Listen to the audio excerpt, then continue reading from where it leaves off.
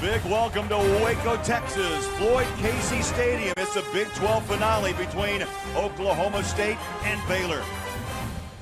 Greg Bullerjack along with Joel Klatt. So glad you're with us on this first day of December. Offense will not be in short supply today, and Baylor, their top threat, lines up outside. And he's explosive. We're talking about Terrence Williams, Biletnikoff Award finalist. This guy's one of the best in the country. There's no doubt about it. He's big, he's strong, and he is very athletic. He's trying to become just the second wide receiver in NCAA history to catch for over 2,000 yards in a season. Quarterback Nick Florence loves throwing to him, and Nick Florence has done a great job of coming in and not replacing Robert Griffin III, but just playing quarterback within himself. Clint Chelf for Oklahoma State. He's going to get the start for the Cowboys. He started the season as the third quarterback on the depth chart. This guy has come in and really stabilized this offense. He's got them running smoothly. Mike Gundy again brings the top 5 offense into Baylor. Sometimes the difference between a win and a loss can be just one play. Just one moment, one instant can take a team from joy to despair. Last week in that moment, the Baylor Bears celebrated a heart-stopping win, while the Oklahoma State Cowboys suffered a heartbreaking loss. One play, one moment, one instant, one more game. College football on Fox is next.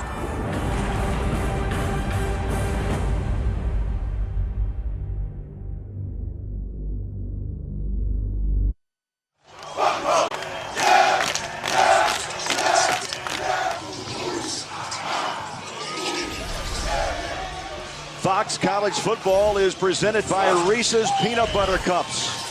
And Darius Walker is our sideline insider at Floyd Casey Stadium today. And Darius, these two teams, oh yes, they pass the football, but they can run the football as well. Yeah, that's a great point. They might equally be as impressive running the football on the offensive side of the ball. Oklahoma State is led by their running back, Joseph Randall. And right now he leads the Big 12 in rushing yards per game at 110. On the flip side for Baylor, they're led by a two-headed monster in Lake Seastrunk and Glasgow Martin. Right now, those guys offensively are leading the Big 12 in rushing yards per game at 217. So in a game like a shootout today, it's going to come down to ball control, and that means the running game is going to be key once again for both these teams. All right, Darius, Mike Gundy leads Oklahoma State into Baylor, the reigning Big 12 Coach of the Year. His counterpart today, Art Briles, in his 5th year here in Waco, bowl-bound again with a record of 6-5. Baylor won the toss and chose to defer. So Oklahoma State will start this game.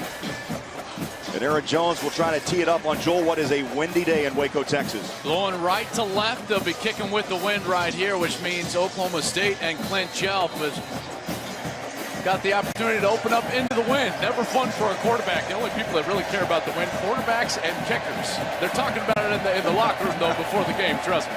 Here we go. Underway in Waco. Justin Gilbert tripped up at the 25-yard line. And Joel, our Taco Bell impact players. I'm going to stick with Josh Stewart. He's been on fire of late. 6 games, his last 6 games, he's averaging right around 10 catches per and 100 yards. Lane Taylor, All-American candidate up front in the offensive line. And then on defense, Calvin Barnett. He was a guy that originally committed to Oklahoma State and then decommitted, signed with Arkansas, went to junior college. Now he's back with the Cowboys, and he's their best defensive lineman up front. Oklahoma State starts their first drive at the 25.5-yard line, and they'll start on the ground. Joseph Randall, he'll spin out of a tackle and picks up 6, maybe 7 on first down. Randall, 113 yards last week against Oklahoma. Chelf, 61% completion percentage. You're the old quarterback. Good numbers, 15 touchdowns, just 5 interceptions. And Oklahoma State last week, when Chelf passed that 1,000-yard mark, became just the first team in Big 12 history to have 3 quarterbacks throw the ball for over 1,000 yards. It was a pickup of 8, second down, 2 and short. Free play as they toss it out to Austin Hayes, the true freshman out of San Antonio. So they start on the ground, they go to the air. We'll see plenty of that mix and match today for O State. Good feet from Chelf in the pocket right away. This high-tempo offense. Oklahoma State loves to get that vanilla defensive look.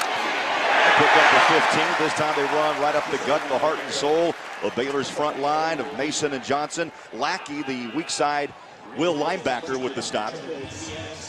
This defense has a huge task today. They are 119th in total defense. There's only 120 teams in the FBS, so tall task stopping one of the best offenses in college football.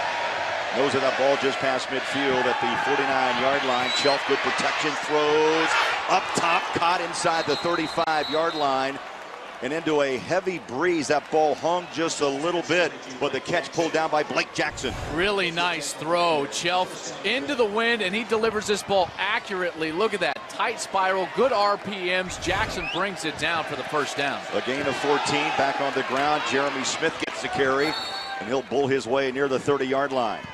They're winning first down right now, Craig, in this opening series. Oklahoma State allowing Clint Shelf the opportunity to sit in there without a pass rush. Playing base defense is forcing Baylor to be vanilla so far. Unable to get any pressure on the quarterback. That's why we've seen him be able to step up and throw those nice passes over the secondary. 5 plays, 44 yards, just under 2 minutes off the clock here at Baylor.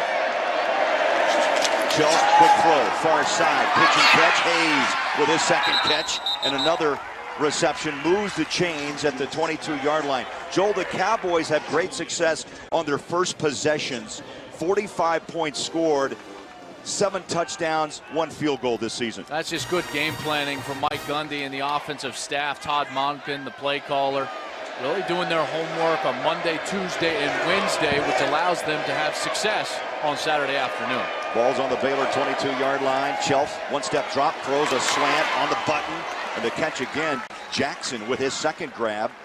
A junior out of Gilbert, Arizona, came in with 25 catches, a couple of touchdowns, and nearly 530 yards of reception yards. Well, last year he was an All-American in junior college, transfer from Scottsdale Community College, played near his home, gets to Oklahoma State. Real physical guy, 6'3", 235 pounds. 4 wide receivers set on second down and 3. They hit the edge with Staley, the fullback. That's Josh Stewart, pardon me. Stewart with the carry, number 5. Little jet sweep. Tavon Austin made this play famous this year, that little jet sweep where the quarterback actually flips it to him. It goes not as a run, but as a pass. And Josh Stewart, the perfect type of guy for that play. 5'10", 178 pounds, can make you miss in a phone booth. 1st and 10. Patience on the edge, push down of bounds is Randall. About 5.2 yards a carry, 14 touchdowns. The number 1 ranked Big 12 rusher, and Joel, 110 yards a game. And the common misconception with both of these teams is that they throw the ball every play, and it's just all the time an air raid attack, but they run the football. Joseph Randall, one of the best in the conference to do it. Had a great game last year against Baylor. Second down. After a pickup with T, lob it up top. There's some contact in the end zone. That ball is dropped. Jackson's been the go-to guy on this offensive series, and good defense by Casey. Casey did a great job of getting contact late into that route, which didn't allow Jackson to get his hands up and ultimately focus on that. See how that left hand was late getting to the ball? That's ultimately what caused Jackson to drop that ball. Now a huge 3rd down for the Cowboys on their first series. Still have an opportunity to move the chains inside the 1-yard line. 11th play of this drive. This is the first 3rd down on this drive as we open here in Waco.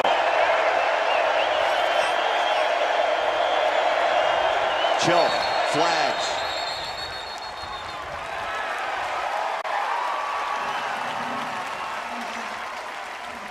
Offense, 5-yard penalty, 3rd down. That's Parker Graham, Joel, the left tackle. Our referee today is Greg Burks.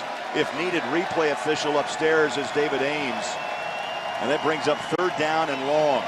You know what? Offensively, as a quarterback, that penalty actually helped Oklahoma State out because now they got more room to the back of the end zone to work and try to get separation with their coverage. Shelf play action, slant across the middle, well read. Josh Stewart is knocked down, maybe a yard, and that brings up 4th down. Yeah, I'm surprised that they went with that bullet screen because they have not, speaking of Baylor, gotten any sort of pass rush so far in this game, and Shelf has been able to just stand in the pocket and pick them apart down the field. So on a 3rd down in which they need a bunch of yards to get the ball out of his hand very quickly, I felt like it didn't give him an opportunity to really attack that coverage down the field. Quinn Sharp, a three-time All-American, will try a 31-yard field goal. This season, 23 of 29.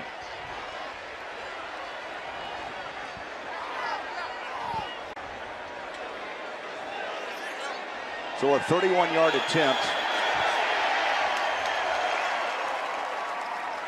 That's the luxury of having Quinn Sharp.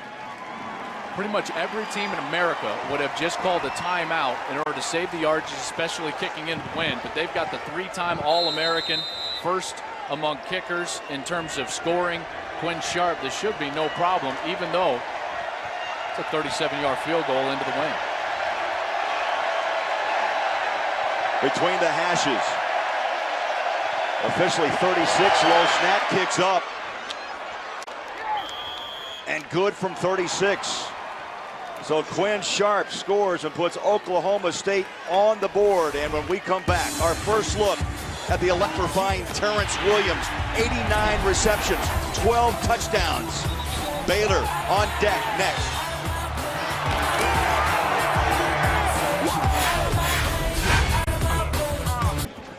Oklahoma State strikes first on a 12-play, 55-yard drive as Quinn Sharp boots a 36-yard field goal into the win.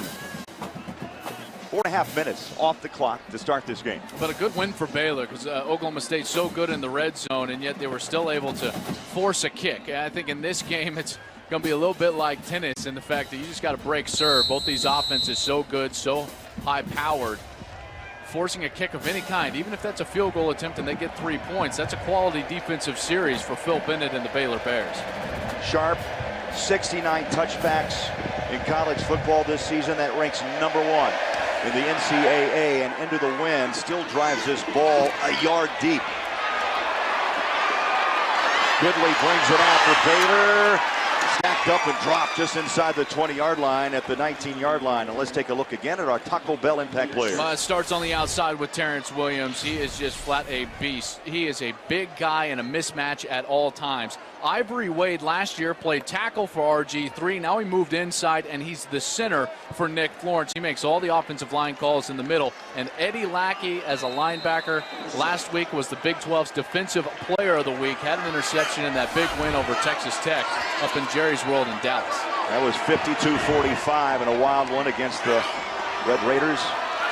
Shotgun as we saw it with Florence. So throw far side, and that ball dropped at the 20-yard line and through the hands of a very talented wide receiver, Terrence Williams. I was talking before the game with Bill Young, the defensive coordinator from Oklahoma State, and he said what makes it so tough to try to bracket or double cover Terrence Williams is the fact that their pacing is so fast. You've got to play vanilla defense. Both of these teams want to snap it somewhere between 90 and 95 times in any given game. That's what makes it so tough on these defenses.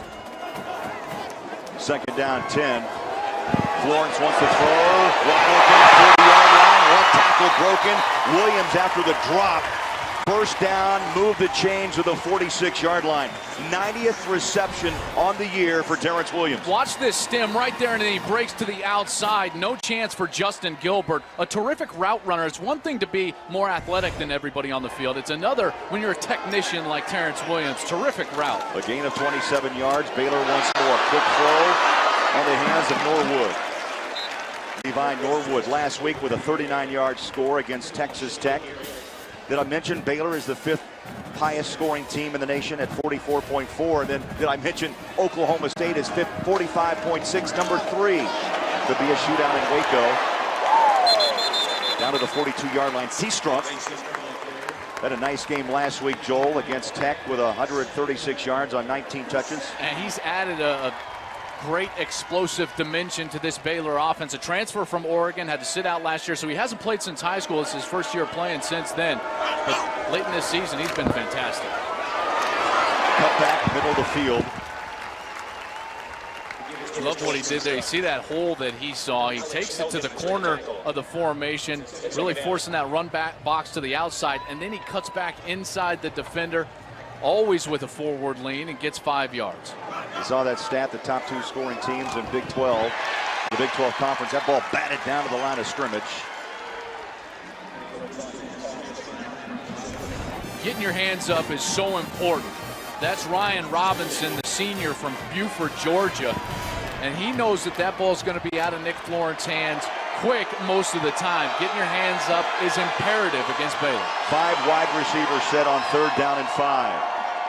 Look how far they are spread in this formation. Rarely do you see 2 players outside of the numbers for the Baylor Bears. That is a lot of field to cover defensively. They convert 46% of the time on 3rd downs, and the old keeper. That's exactly what it does. I just talked about the formation creating space in the middle of the field, and then guess what? No levels. Look at that hole. Easy blocks for the offensive line. They get up to the 2nd level, and it's an easy conversion for Nick Florence. Baylor hurry up for the pitch and catch. Norwood bumped out of bounds at the 21-yard line.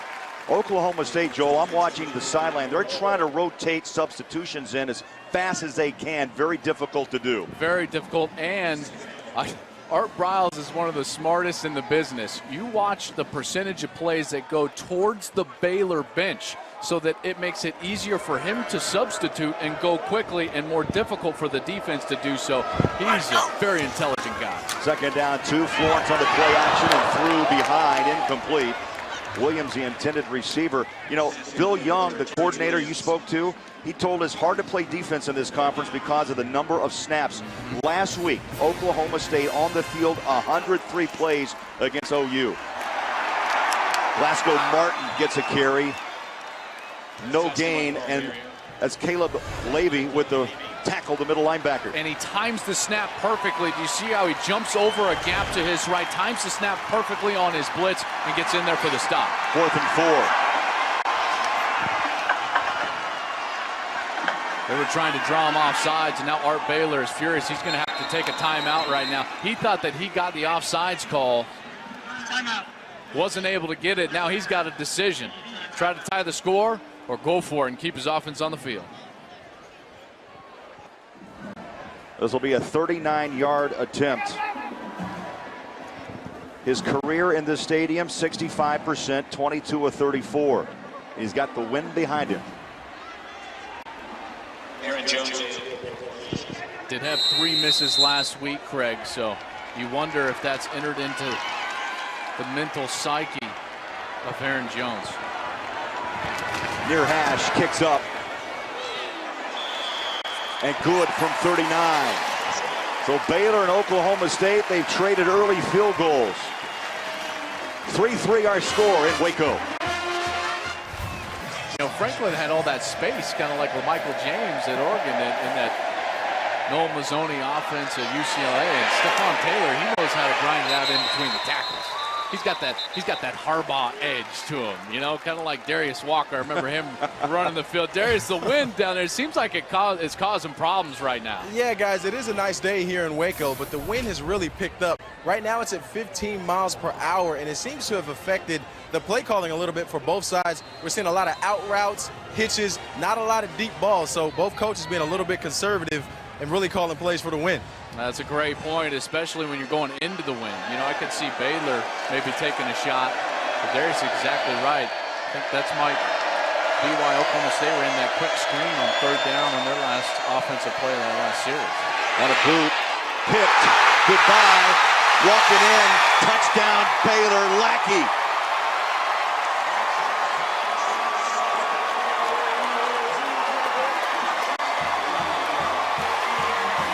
Are we watching a rerun? Last week against Texas Tech, 2 picks, a fumble recovery, and Mr. Lackey had a 55-yard touchdown return. This week, 25 on a pick 6. I think my man caught that with one hand. That was in his left hand. Eddie Lackey, the reigning defensive player of the week, with 2 interceptions, a fumble recovery last week. He comes up with a huge play for Baylor early in this game. Point after attempt. Through the uprights by Aaron Jones. Lackey, a pick 6. Baylor on top by 7.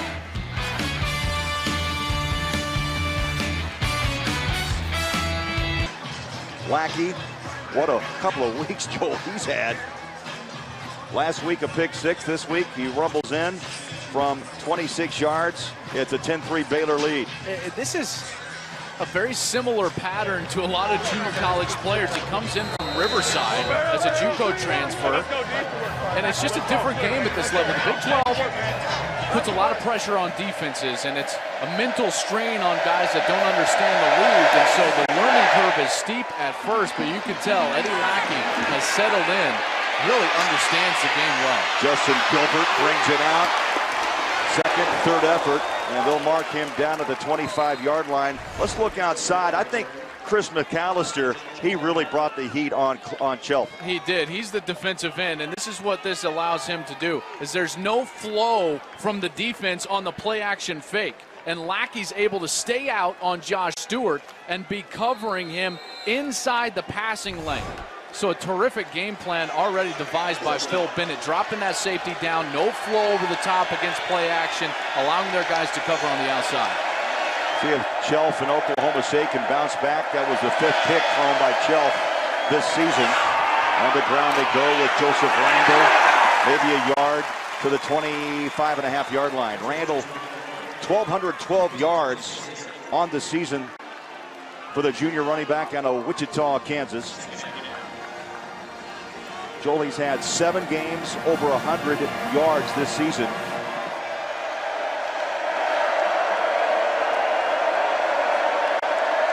Charlie Moore goes in motion.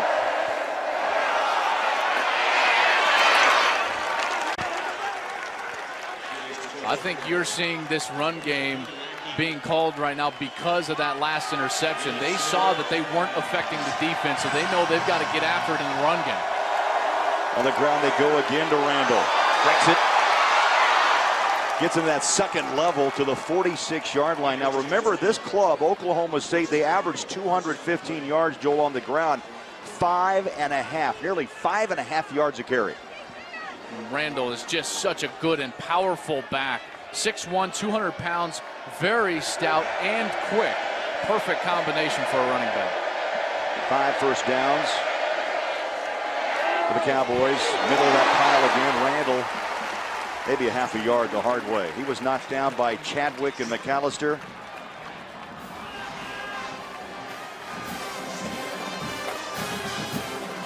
Ahmad Dixon, the junior, also in there. He's the most athletic of the second-level players. You're going to see him out on the wide receivers quite a bit. 40 yards thus far on the ground for the Cowboys. They bring Jeremy Smith on the field as well in the backfield. Long time to throw, and it pays off. Chelf sets up in that pocket and fires a strike to Josh Stewart. And what you got to understand as a wide receiver is the fact that you've got to continue your route. If you're going to get time in the pocket, see how he continues to run across the field and allows Chelf to hit him all the way on the other side of the hash. Good continuation of the route by Josh Stewart. Jeremy Smith out of the backfield, tripped up, nearly broke it on the edge to the 39-yard line. Sam Hall came up from the safety spot out of Katy, Texas. This defense is just completely different than the defense we saw way earlier this season against West Virginia. They were hanging their heads that day. Wasn't a whole lot of effort on the field, and now they're flying around. They've got some confidence, playing much better football. Second down, 8, and play action. Chelf sets up, throws. Has a man corner, and it's a little overthrown, incomplete down near the 5-yard line. Josh Stewart, the intended receiver, the inside receiver. Good coverage by Hicks, but that ball a little bit overthrown. Tough into the wind, because sometimes you get that perfect spiral, and then it takes off on you because you're trying to throw it a little bit harder into that stiff breeze. Ball got away from Chelf. He had Stewart. He was open deep. Baylor last in the conference, last in the country on third down efficiency defense. Third down, 8. 2 wides, near side. Chelf shotgun.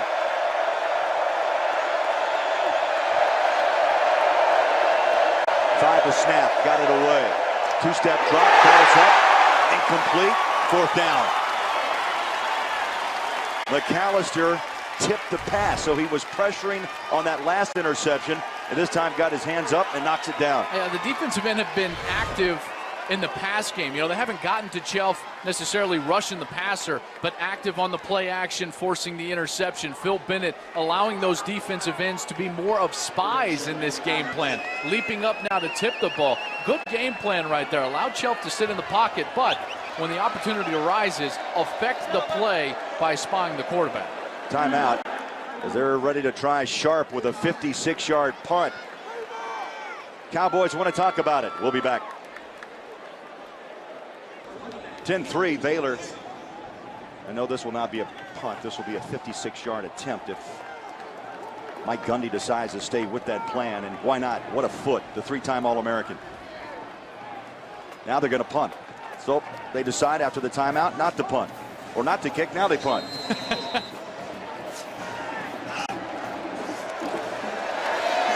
High hanger. Beautiful kick. Takes a big bounce inside the 10. Look at that. 2-yard line. So forget the field goal. How about the punt?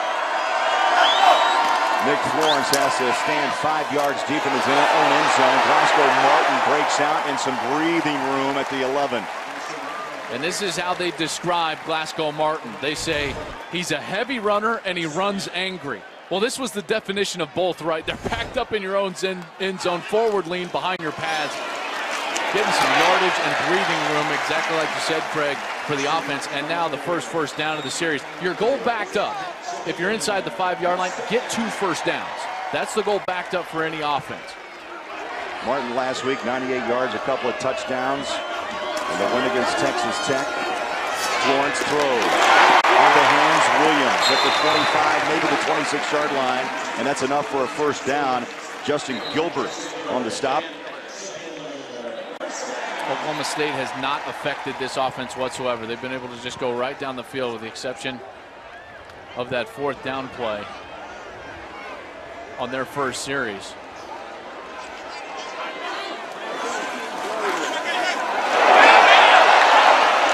Well, barely got the handoff to Martin. Put a hand down at the 31-yard line. Watch this cut. I mean, I thought he was dead to rights in the backfield, and then he just slips through 2 Oklahoma State defenders and ends up going for about 4 yards. What an impressive run there from Martin. You know what? That's an angry run. Where's the heaviness to that Ball is tipped and dropped. Off the hands of the tight end, Niver. This is Tyler Johnson, number 40. You see how he takes on that block and still affects quarterback Nick Florence, getting his hands up in the air, forcing Nick Florence to throw that ball a little bit earlier than he wanted to.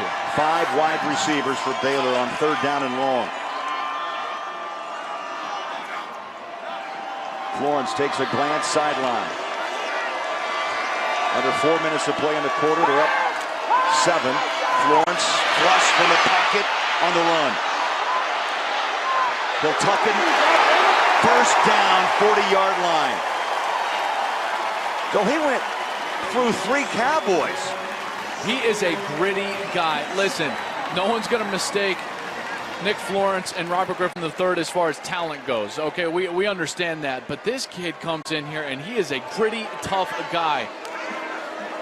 11 yards on the pickup. First down, hot slant in and out of the hands. And that's incomplete. Levi Norwood, the intended receiver. Art Briles told us you do not want to play cards against this guy. He'll steal all your money. Nick Florence, just a steely guy. Never changes his expression. Just a gritty, determined competitor. Art Briles said there's a difference between playing with a guy and for a guy. His teammates play for him. 2nd down, 10. Florence, 2-step drop, throws it. Cutting up the middle. Kevin Reese. 47th reception. 800 yards now of receiving yards on the year for Reese. I love the rhythm so far for Baylor. I mean, just really quick. They're going fast, but they don't seem like they're in a hurry. It's really quality football. This drive started on the 2-yard line. They're at the Oklahoma State 47. Florence up top to the 40 on the hands of Williams. He's got great breakaway speed. 4.48 40-yard dash time. I'm just in awe of this formation that they continue to run because they've got 5 wide receivers out there, and they've got both top and bottom outside the numbers. Rarely do you see that. Look at the horizontal stretch within the defense, especially to the wide side of the field. Just caverns of space out there to try to have to cover. Trying to make a tackle in space. That's a tough thing in college football today. Goodley.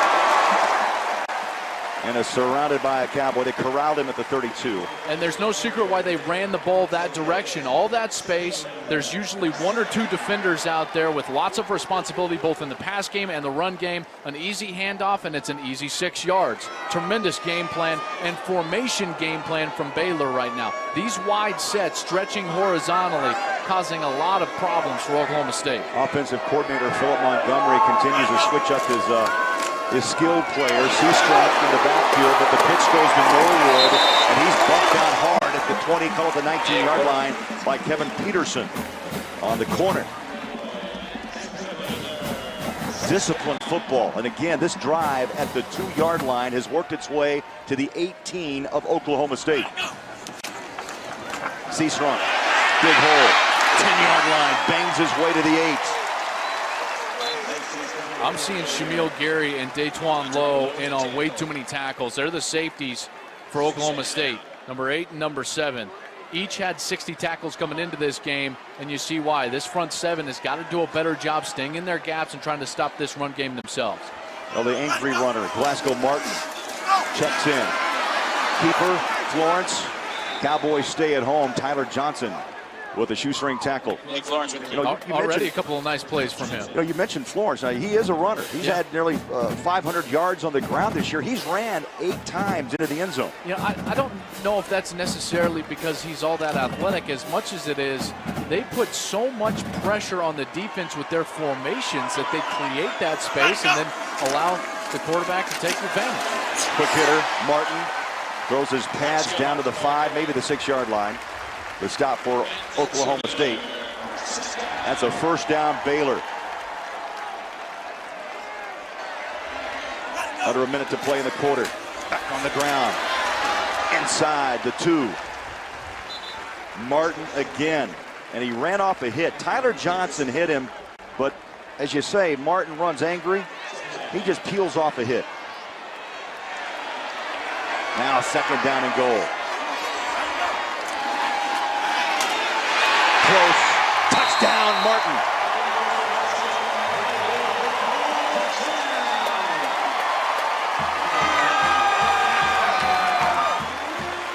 For the 12th time this season, Glasgow Martin finds the end zone. A 98-yard drive in today's Buick Human highlight. 98-yard drive. That was as efficient of a 98-yard drive. They were not stressed much at all on that drive. Clean in the passing game from Nick Florence. Good protection from the offensive line. And Glasgow Martin and the offensive line getting it done inside the red zone. Baylor, big lead early, 17-3. Here's that hole opened up by the offensive lines. It's a slide back to the backside as the backside lineman Spencer Drango washes everybody down. Glasgow Martin with a good vision to find that hole and finds himself in the end zone. Darius, I'm impressed with the difference of running abilities that these two guys bring. Seastrunk, Salubi, Martin, they all have different styles. And that's sort of the great thing for Baylor at this point is that it's really keeping Oklahoma State off balance defensively, switching out the 2 different running backs. You know, Seastrunk is more of a slasher guy who cuts and gets to the outside, and then Martin's the tough, angry running bruiser. So when you're a defender, you don't really know how to play because it depends on which guy's in. I love what they do inside the 5. You know who you are, know who you have, who your personnel is, and Martin gets the ball inside the 5, and it's easy to punch it in at that point. The more I see Baylor, you know, this offensive staff now, Philip Montgomery, Art Briles, offensive line coach, every wide receiver coaches, Craig, they've been together for the most part for about 16 years, going back to their high school coaching days 21 years in the Texas high school ranks. And you can tell, I mean, they have an answer for everything. This is a well-oiled machine offensively for the Baylor Bears. Inside the 5-yard line. Gilbert breaks a tackle and is knocked down inside the 25. What a schedule that is. Let's see what Oklahoma State can do. Got to answer. on the ground. Stiff arm is Randall. So around the 26, a pickup of 2. That's going to run it down to the end of the first quarter. So after 15 minutes in Waco, Texas, the hometown Baylor Bears up on Oklahoma State, 17-3.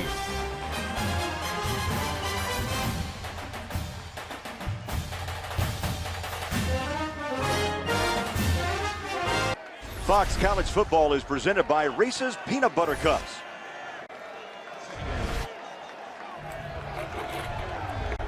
Oh, I like that. A rack of ribs. I'll take a half a rack as we're back in Waco, Texas to start the second quarter. Chelf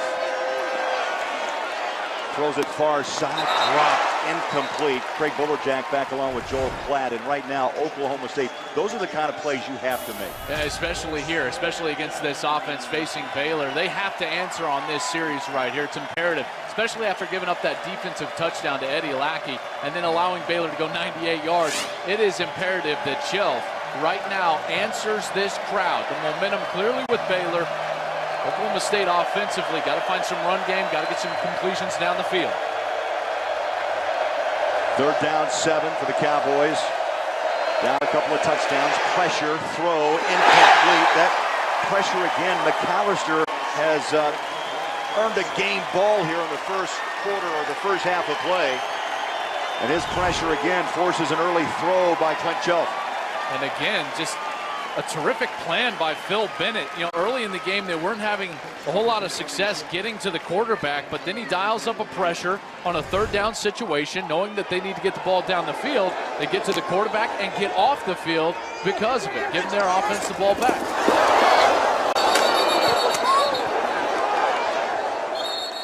Quinn Sharp boots that punt down to the 25-yard line. Levi Norwood down to the 25. They were saying that he fair caught that ball. There was some confusion about the whistle. We'll get the call here from Greg Burks, the referee. Baylor goes back to work. He's gone. Oh, look at the speed. Busting loose. Tevin Reese explodes for a touchdown, and Baylor 75 yards from Florence to Tevin Reese.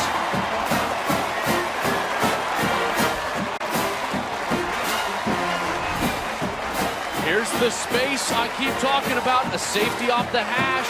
He's isolated, a quick slant, and Tevin Reese is gone.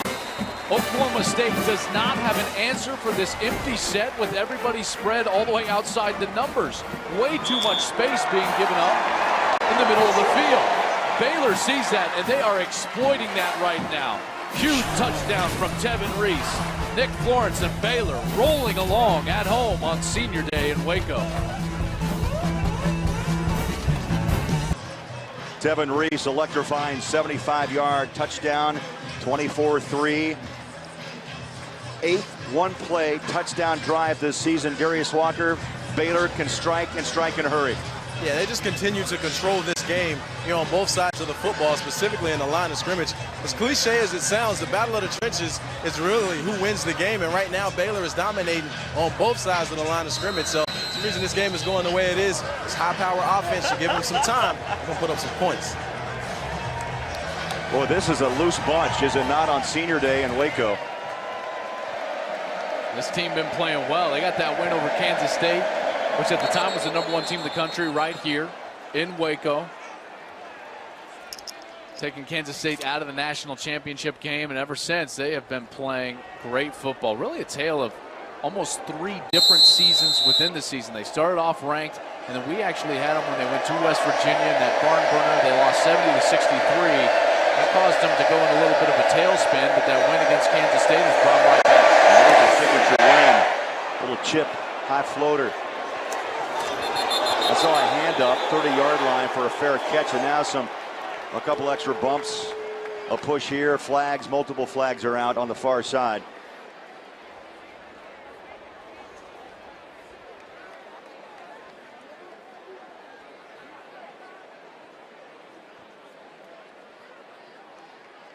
Joel, here's where you have to kind of peel the onion back a little bit. I saw the hand wave for a fair catch. So, of course, then if you start to run with a football, what's the trigger? You start to impact your opponent, and then things get a little testy. But you can't hit a guy after he is signaled for fair catch. Kick catch interference, number 39 of the kicking team. 15-yard penalty from the end of the kick, first down. And what people don't know is that you can fair catch a kickoff, any kick where there's going to be a change of possession. You see right here, he puts his hand up. That's a pretty clear fair catch sign. And so right there, the play is dead. You cannot hit that player. That contact is going to draw that foul every single time. And now it gives Oklahoma State real good field position on their most important drive of the game. They're going to get the ball at the 44-yard line, and they must answer Baylor because their defense has not been able to stop the Bears at all. Opening drive, they came up with a 36-yard field goal off the foot of Quinn Sharp. That's been it. The pick six thrown by Chelf, and the Cowboys go back to work at their own 44. Quick throw near side. Josh Stewart takes a pop and dropped at the 47-yard line. Ahmad Dixon with the pop there. Athletic guy on the outside. I'm starting to wonder if Oklahoma State is still in a bit of a hangover mode from losing that Bedlam game last week in the fashion that they did late. Overtime loss to Oklahoma, 51-48. A game that they dominated. They should have won that ball game. I think even Oklahoma would tell you that. Had an early lead. Oklahoma comes back. They had to score late, inside of a minute in the fourth quarter to force overtime. And then, of course, the missed tackles causing the Cowboys to lose that game within the overtime period. Stewart goes in motion. 3 wide, top of your screen. Quick throw, far side. Stewart, the catch, hits the edge, and flies out of bounds near the first down marker at the 32. Mike Hicks with the stop. Blake Jackson, number 18, had a great block for Josh Stewart on the outside. Watch him move his feet. Right here as you think you'd maybe get a holding call, but he opened up that lane. He stayed with it all the way till the end. He gets back into the screen. That's great effort from a wide receiver. Chelf, 3-step drop. Pressure, throws up top to the 22-yard line. Josh Stewart.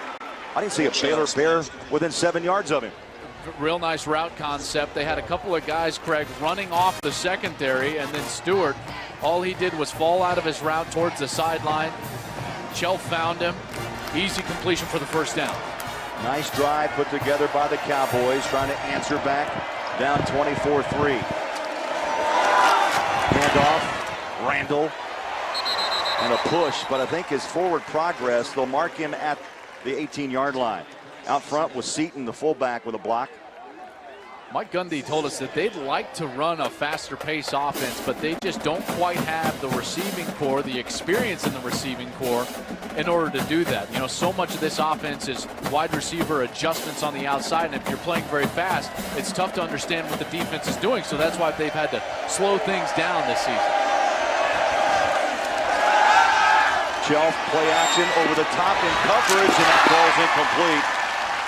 Charlie Moore, the intended receiver, tough throw. A couple of Baylor Bears hanging on the back of Moore. Boy, I thought this was a beautiful ball by Clint Shelf. Watch as Charlie Moore gets to the tail end of his route. That ball goes right up almost to the top of his head, just unable to bring it down, maybe a foot lower, and that's a completion for Charlie Moore in the back of the end zone.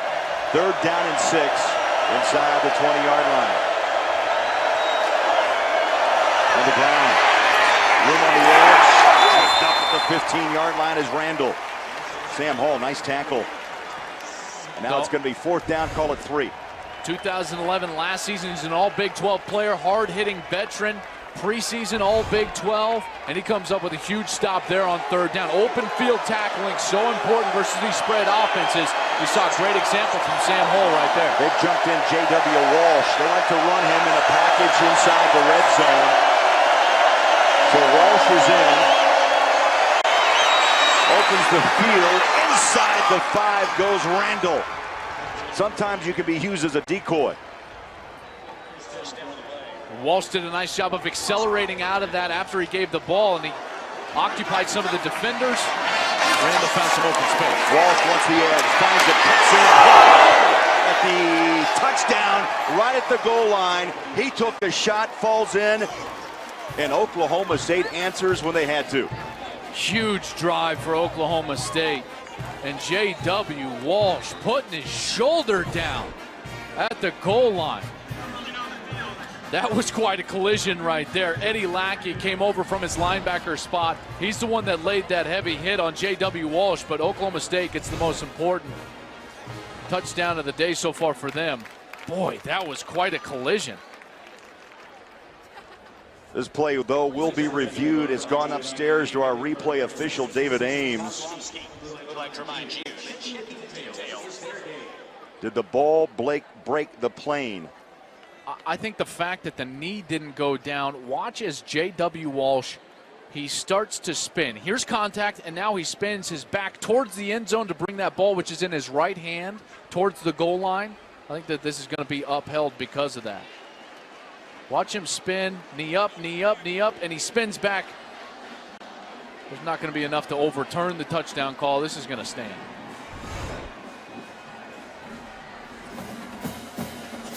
Physical run. He's only 205 pounds. He's running like he's 230. If this play stands, it would be his 6th rushing touchdown. This is from up top. What a collision. Darius, you're down there. Look to us pretty clear. Yeah, guys, it's pretty clear here. This looks like this is going to stand. When he rolled over in that and scored the touchdown, it's just not enough to overturn it. It's not enough indisputable evidence to overturn it. But I can tell you, it definitely has created a spark for Oklahoma State on the sideline perspective because their players right now are going crazy. J.W. Walsh came off, and they were treating it like he was the best man at a wedding or something. They were giving him a lot of high fives. Here's the call.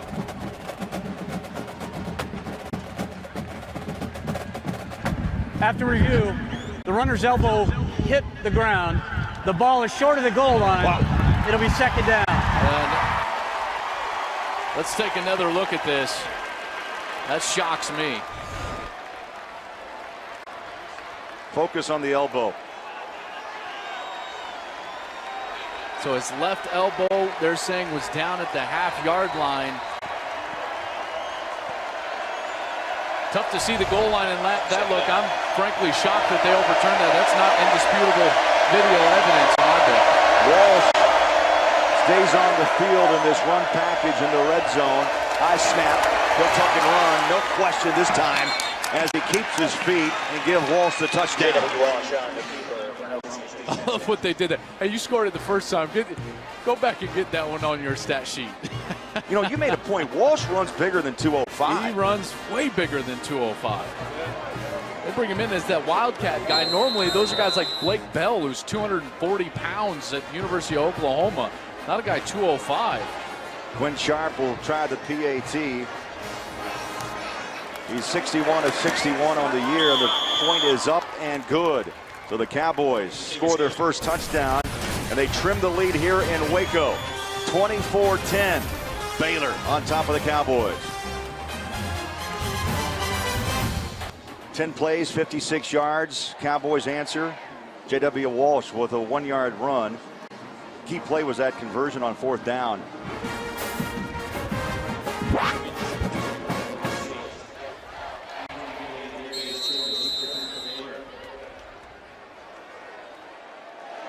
Wind continues to blow, and so a little help on the tee for Quinn Sharp. Kicks away. No chance. I love it. There's no doubt. 7 interceptions. Darius, he's the emotional leader of the #1 team in the country. I think he's got to take home that trophy. Baylor up the middle and stacked up after a 2-yard gain. I want to get back to the Heisman Trophy talk for just a minute because basically here's the rules and regulations in my book. Is the best college football player in the country. Doesn't mean that he'll become the best NFL player on Sunday. What's he do for your football team? So that being said, you got to say? Matt Tytel. It's amazing how you can win or lose that Heisman in one game. Darius is bleeding green right now, and it's not Baylor green on the sideline. Little fighting Irish. Geno Smith had it in week 5, Colin Klein week 11. But again, it's that 1 or 2 games that can make it shift it up or down. Florence throws far side. That's on the money at the 37-yard line. And a first down for Baylor.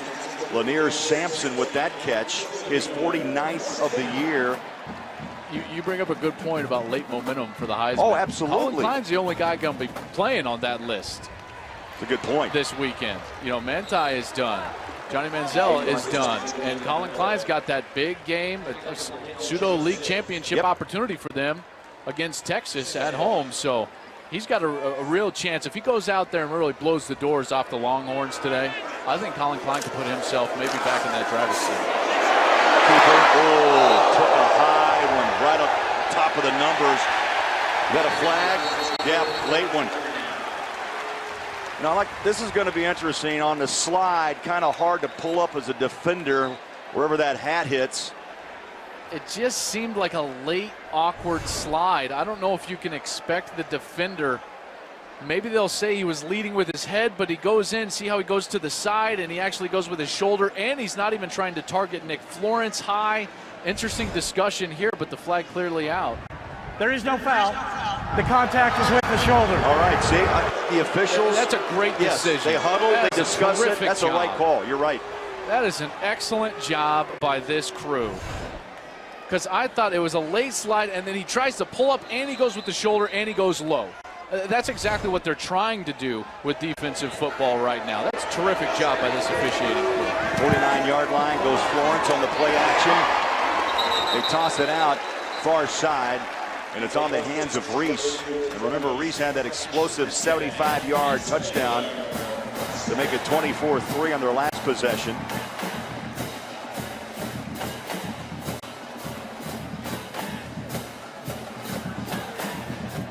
Baylor inside Cowboy territory again at the 38. A little option. Seastrong tries to hit the edge. Delivers punishment to the 21-yard line. Daquan Lowe finally brought him down. Joel Klatt, if you like to run the football, you like the ground game, you have to like that effort. They're saying that he fumbled this ball late. My goodness. I believe that they're saying Oklahoma State is going to get this ball. Here's the juke move that he puts on Shamil Gary. He gets up the field. Let's watch late in this play. He's fighting for extra yardage. They are saying that he lost control of the football. Here's another look. Running over Lowe. And that's going to be very difficult. Another tough replay for David Ames. Yeah, you have to review this. I didn't see the ball coming loose, Craig, before he hit the ground. He hit the ground, the knee was down, and then the ball came loose, but I thought the whistle had sounded. Here it is again. I feel like at this point, he hits low. Control. That ball is still under control, and right here, that ball is still under. Maybe it's coming loose from the elbow. That's Caleb Levy. This will be a great look. Is the ball, watch it as the corner of the ball in the elbow. I think it might be coming out. That's a great look right there. Knees on top of the defensive player, ball coming out maybe before he hits the ground. That was a terrific look by our camera crew. I think this one's going to be actually, well, you know what? I might just stay away from giving my prediction of what I think is going to happen. But I will say this, Craig, I think you agree. From this angle, looks like the ball is coming loose right when the defensive player right here. It's after Levy number comes 40, in. Yeah, Levy comes in right there. See how it's coming loose? Still up. That's all I'll say. Not going to commit past that right now. A long review by the official, David Ames. Ruling on the field is fumble, recovered by Oklahoma State. Needs to be indisputable video evidence that that ball was not coming loose. Here's going to be another good look. Yeah, that's coming loose. Great angles by our camera crew. That's the best angle. His knees were still up. After further review, the ruling on the field stands. First down, Oklahoma State. Oh, this crowd explodes, but it's the right call. On that last replay that we saw, the ball is out and the knees are still up off the turf. And so a great run by Seastrunk, though. He loses control in Oklahoma State with the football at the 22. Just at the last second, Caleb Levy, the hustle down the field. They say he's the ringleader of this defense. Academic All Big 12 first team. Comes through with a huge play, and they equal out that turnover that Baylor got early in this game. 9:26 to play in the half. Cowboys run it straight ahead with Randall. Nice run on first down. They'll mark him at the 31-yard line. I know, Joel, you like a play like this where you pick up the 8 or the 9 yards. This is a free one, the second down and short. Especially with the wind. Wind at Oklahoma State's back. This is a perfect time to get a big play-action fake into Randall's belly and try to let Shelf go down the field.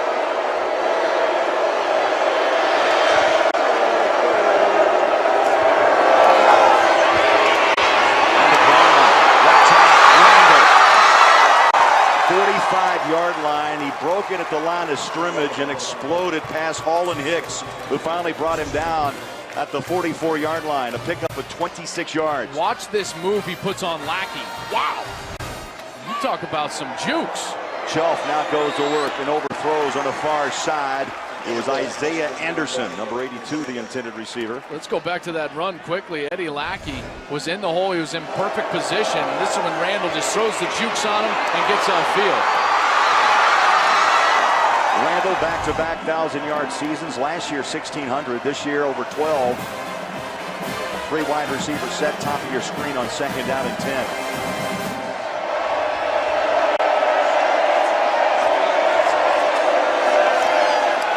Underneath.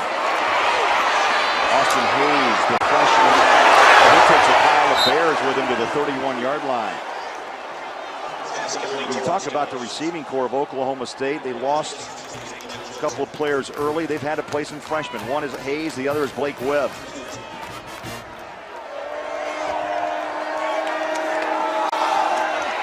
Handoff Smith. Out of bounds at the 19.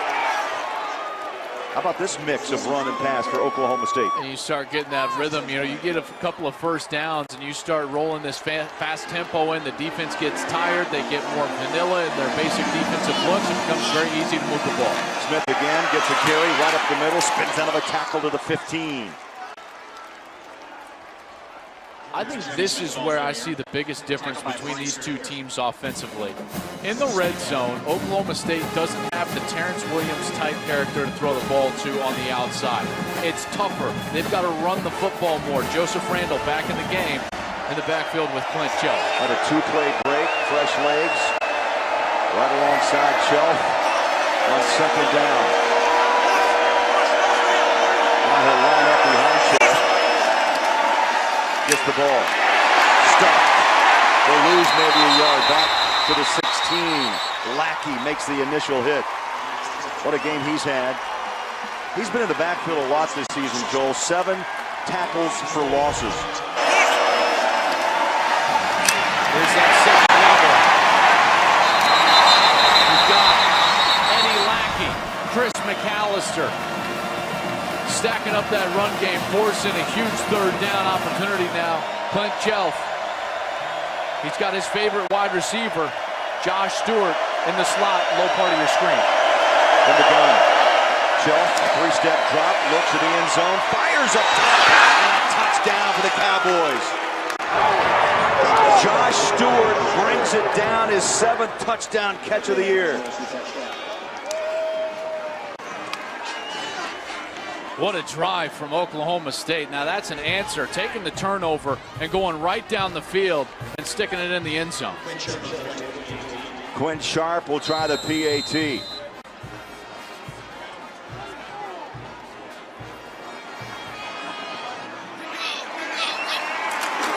Low snap, chip shot up and good. Cowboys at one point led or were trailed by 24-3. It's now 24-17 as Shelf goes up top. Right on the money. 24-17 Baylor. 24-17. 14 unanswered by Oklahoma State. 8 plays, 77 yards. Stewart on a 15-yard touchdown catch. from Chelf, and it was set up by that Seastrunk fumble.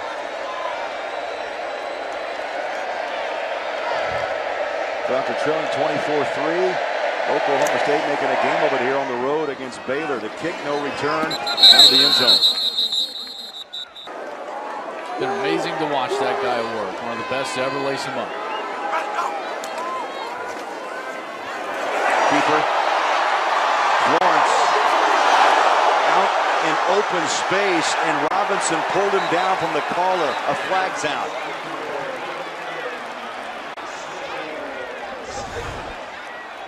That's what's going to draw the flags at the end of the run. More space created formationally. And here's Nick Florence. Force calling. Number 7 in the defense. 15-yard penalty from the end of the run.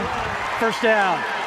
There's Ryan Robinson bringing him down. He holds him up for the teammates. Great call by the officials there. Great look at it. Nick Florence doing some damage on the ground. 8 rushing touchdowns when the day started, 460 yards. Usually you look at quarterbacks' rush numbers, and because of sacks, it's in the negative numbers, but not for Nick Florence. Florence wanted to throw, now he tucks and runs, heads to the sideline, sidesteps the tackle, and will slip down to the 31-yard line. I love what he's been able to do. Eyes down the field. Watch his eyes. Down the field, trying to get it. Number 2, 3 wide receiver. Now I'm gone. I see green grass. He runs, moves the chains. That's a senior running the offense. Managing the offense. I know people and quarterbacks don't like that said, but that's what he's doing. On a 1st and 10, Seastrunk, the ball carrier, past the 25. They'll take it to the 23-yard line. Lindell Johnson with the tackle. Number 27 got an injured Cowboy. That's Johnson.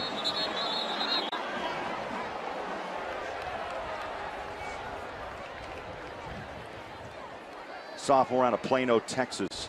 Athletic guy, too. Speedy player. 6.5 tackles for loss.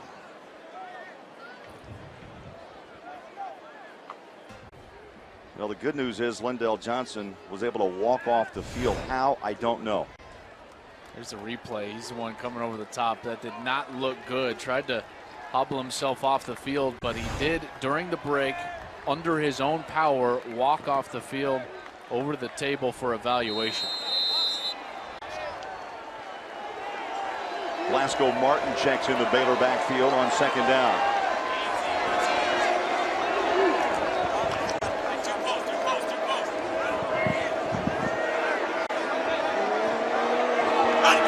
Florence, the gun, the handoff, up the middle and the push. What an impressive push by Glasgow Martin.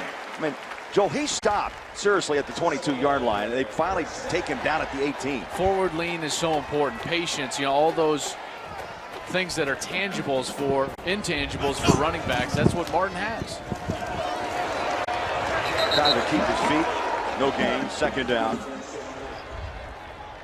Oklahoma State got to be thinking to themselves, force a kick. Even giving up a field goal at this point has got to be a successful defensive series. You got to think that your offense, if you're Oklahoma State, is going to continue to score points. So just forcing a kick from Nick Florence is what you want to do. Baylor stretches the field with 5 wide receivers. Florence checks the sidelines on 2nd down. Ready, go! Over the middle. Caught at the 5. Terrence Williams. Look at the space in the middle of the field created by the formation. That's what they're able to create right there. And Terrence Williams exploits that on the slant route. They pull those linebackers apart formationally, give a quick play action fake, draw them up to the line of scrimmage, and then hit them deep. 1st and goal. They punch it to the 3-yard line. And they're going to get a heavy dose right now of Glasgow Martin.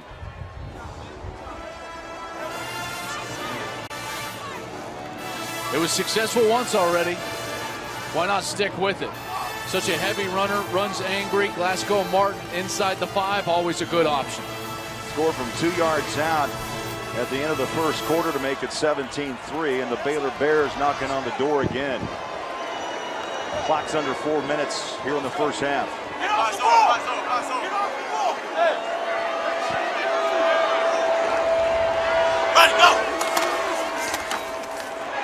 Florence walks in.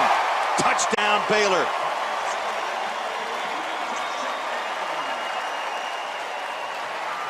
All about the play fake.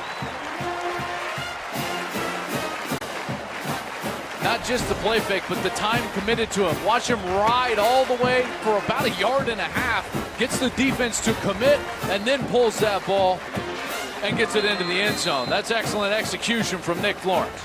Aaron Jones in to try the point after. That's the 9th rushing touchdown for Nick Florence, and a chip shot good. And Baylor, after watching Oklahoma State score 2 straight touchdowns, take it in. Florence rumbles, and it's a 31-17 Baylor lead in Waco. Got to expect that Oklahoma State's going to get the ability to return this ball. 8 plays, 75 yards. Florence on that drive, 32 rush yards, and takes it in the final 3 for the touchdown.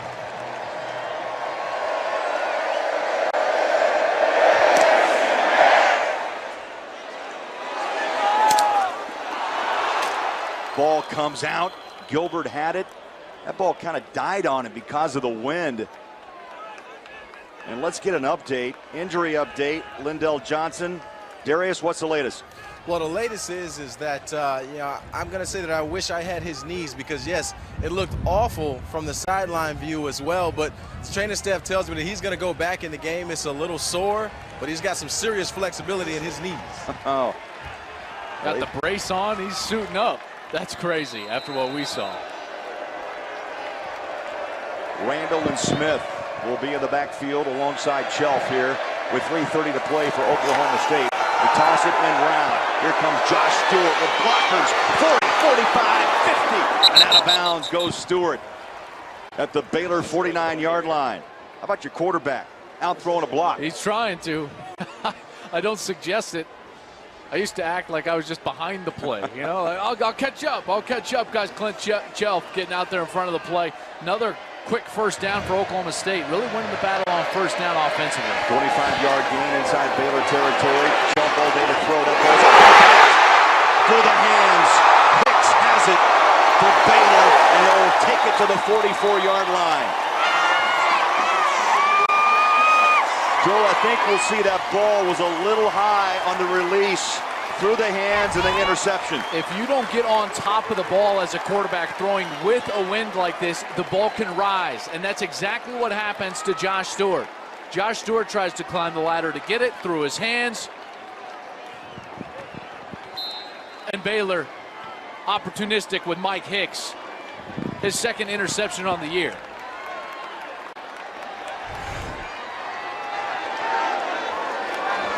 Bears go back to work as Florence throws near side inside the 35. Oh, a late throw. Crowd's barking for a flag. Justin Gilbert.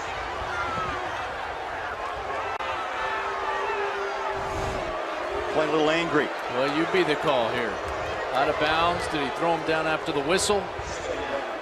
A little emotional, Justin Gilbert now. Florence, the keeper, to the 33-yard line, and a host of Cowboys on the tackle. Darius, Oklahoma State got to hold on to the ball better. They're turning the ball over too much today. Yeah, and the key number here for Baylor is 2. During this season, they are 14-2 when they force 2 or more turnovers. So 1 more turnover, and they're in good shape, so to speak. You had the Lackey pick 6 in the first quarter that made it 10-3, and now another interception for Baylor. The Bears are trying to cash in. Quick throw near side on the hands of Williams, out of bounds at the 28. Leads the nation in receiving yards. Terrence Williams over 1,700 now. He's the package. 6'2", 205, great speed, hands.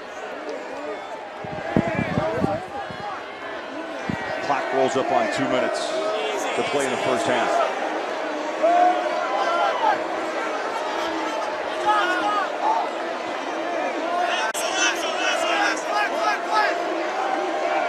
man-to-man up top. Quick throw, again, near side. Out of bounds. Pretty simple stuff, Joel. Tevin Reese the catch. Oklahoma State right now is now trying to get into the chess game. They're trying to disguise their coverage. They're trying to run out, look like man, run out into cover two. But Art Briles in this system, they've got an answer for everything.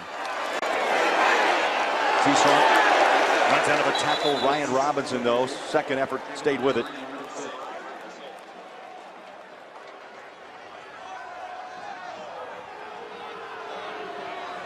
Mark him short of that. It's going to be a fourth down. Here comes Glasgow Martin, the big guy, 6'1", 220, junior from Round Rock, Texas, in the backfield.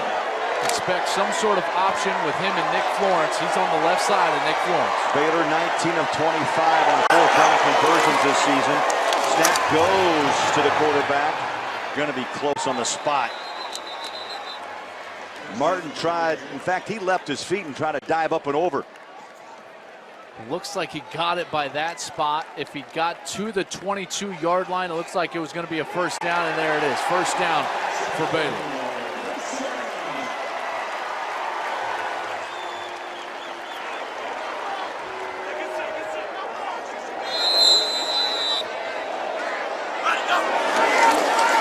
Florence, play action, over the middle. Had it, dropped it. Middle of the field. That would have stopped the Baylor drive at the 2-yard line. Justin Gilbert read this beautifully. Miscommunication from Terrence Williams and Nick Florence. You see Williams wants to go back to the corner of the end zone. Nick Florence threw that ball like he was cutting on the post. Gilbert doesn't buy the fake, and he comes in and just doesn't hold on. That would have been a huge stop for Oklahoma State.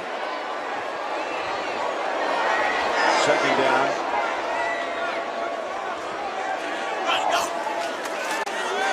Florence cuts and runs, stacked up, back to the 19. Just around the corner, we'll have the Pizza Hut halftime report. We'll break down the Big 12 bowl scenario, who's going to run for the Roses, and a look at half of the second half here in Baylor. 21 seniors playing their final game at home for the Bears. Glasgow Martin just arrived in the backfield on 3rd down and 7. This is a huge third down for Oklahoma State. They have got to stop Baylor and force them to kick this field goal now inside of 30 seconds in the first half.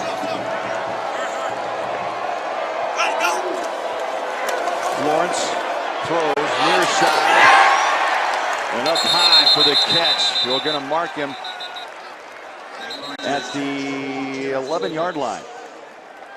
Make it the 10.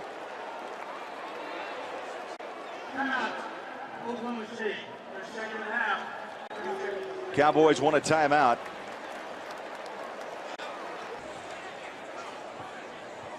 Two teams huddle, 15 seconds on the clock, and a 31-17 lead for Baylor.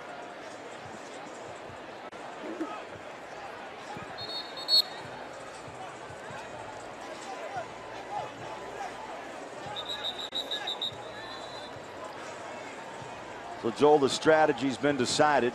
You made the point. 3 sounds better than 7 if you're Oklahoma State. Well, this is where you just got to understand situations as a quarterback. If you're Nick Florence, you've got 2 timeouts, so the entire field is at your disposal. And offensively, you need to allow your linemen, you got to tell them, we can still get a first down. So make sure we're able to get up there if we get inside the 2 so we can go and clock this ball dead. Everybody on the field has got to understand what's going on. 2 wide, top of your screen, 2 wide at the bottom. Florence throws, middle of the field. There was contact, no flag, and it's incomplete. Second down. He wanted Terrence Williams. That stops the clock with 12 seconds to play in the half. It was a fast 3 seconds there. Excuse me, I should say slow 3 seconds there. Full play action, trying to get the ball across the middle of the field, only 3 seconds. 11th play of this drive for Baylor. Now we got a flag out.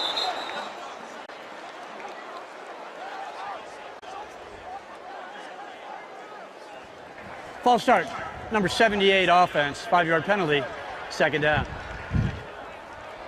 Ivory Wade, the center. Wisconsin's been to a couple in a row, trying to make it 3 straight. They've lost a couple in a row to TCU and Oregon in Pasadena. Again, Florence goes to work, play action corner, and it's incomplete. Williams, who's been his target on this drive, incomplete. That brings up 3rd down. Justin Gilbert is following Terrence Williams around. Everywhere telling Terrence Williams go, Justin Gilbert is the corner that covers him. And he's gotten beat a couple of times, but he's also played very hard. I mean, he's been in great position on a few of these plays. He almost had the interception on that time, using the out of bounds, the end zone as his friend, as the second defender, forcing Williams towards the sidelines, using that space to get him out of bounds. Florence pressured out of the pocket. Takes a lick, throws it up top and out of bounds. Tyler Johnson came strong, and Florence got rid of that ball, but he paid for it. Scrambling around, very risky move. Here's the clock. Let's see when the ball actually hits the ground. Is there a second left? And yes.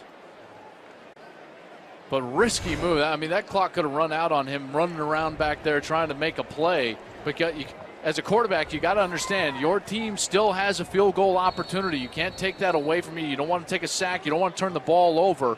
You don't want to let the clock run out. So a risky move by Nick Florence, but 1 second left for Baylor and Aaron Jones to come out. Now this will be into the wind.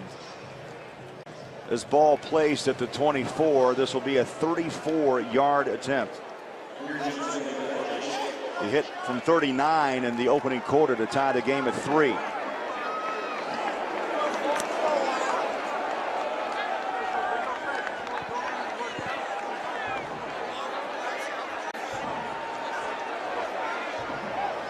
So this kick would make it a 34-17 lead.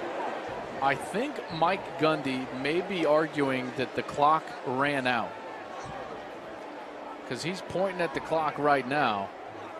And he's saying, I don't think that ball hit the ground with time left on the clock. Now, we've shown it to you. We know that there is 1 second, so this will be right. Baylor's going to get this field goal opportunity, but Mike Gundy just wanted to clarify.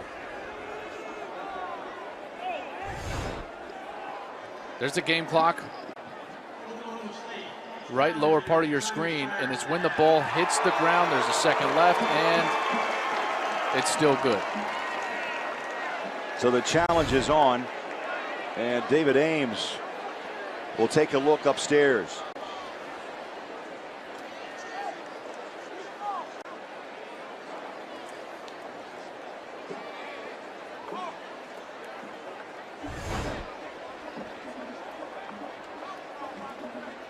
Ball released with 3 seconds. 2. It clicks to 1. And Joel, that is a long second. I know that's in slow motion. The slow motion second is all the Oklahoma State fans out there like, that's the longest second in the world. I thought it clicked from 3 to 2 I tell you what, fast. let's show this real speed, and this will give you an idea of how quickly all of this happens. 5 seconds left when Florence cuts back, gets into the middle of the field, lets it go. There was clearly 1 second left, and an eager clock operator here in Waco, Texas, ready on the button right there to make sure that there was still that 1 second.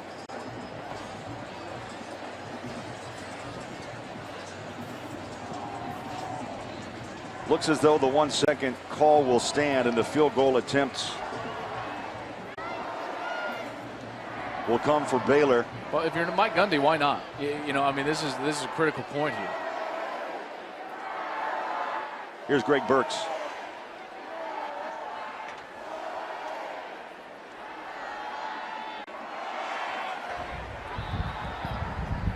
Because the clock did not run out, it is not a reviewable situation. 4th down.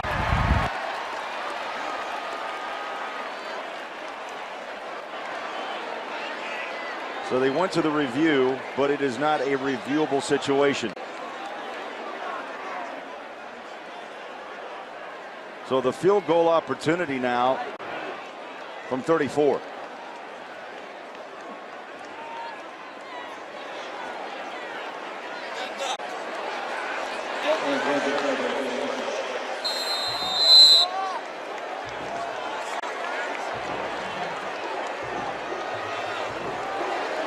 Aaron Jones near hash. Picks up. And a victory for the Cowboys as the clock now officially runs dry. And that's a huge stand for Oklahoma State. Mike Gundy's got to be thrilled. He's not showing it right now because he's down 31-17, but that is an enormous stop for that Cowboy defense and creates a lot of momentum for them going into their locker room. Tangible momentum for them. Had a couple of turnovers, but a huge defensive stand here late in this first half. Watch the push. Alex Elkins, I think, is the one that gets up, and he's the one highest up there, but that's a huge stop for Mike Gundy and the Cowboys. Downstairs we go. Darius Walker with head coach of Baylor, Art Briles. Guys. Coach, you've talked about momentum all week and that your team is playing the best football that they've been playing all season. How much has that momentum helped here in the first half today? It's helped. Our crowd has helped. You know, we had the big turnover early, and then we gave them one back there at the end, and then, you know, didn't get points at the end here after the other one. But, you know, our guys are playing hard. We'll come out and continue to play with this effort. We'll have a good chance to win this game. You know, talk about the turnovers. You already got 2 in this game. You had a bunch last week as well. How does your defense continue to get turnovers? We're just, you know, we're playing well as a team right now, Darius. Both sides of the ball and special teams. We got to just keep rising up and keep making things happen for us. Second half adjustments. What are you thinking? Oklahoma State's been able to keep you off balance on the defensive side of the ball. You've been having some success. What are you thinking to tell the team at halftime? We're good. We just got to keep doing what we're doing. You know, they got a good football team. You know, that's why they're where they're at, and we do too. So it'll come down to who makes plays second half. Well, Coach, we certainly appreciate it. Good luck second half. Thank you, Derek. Baylor 4-0 this season when they lead at the half here in Waco.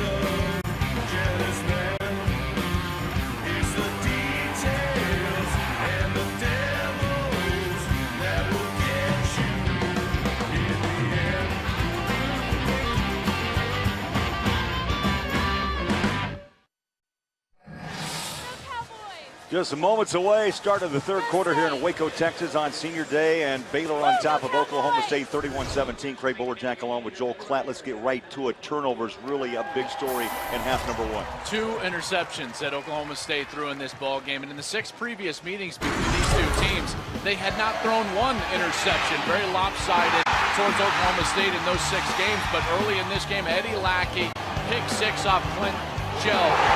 This is the one I thought caught away from Shelf a little bit. Hicks gets the tip ball. That was the second turnover of the day for Oklahoma State.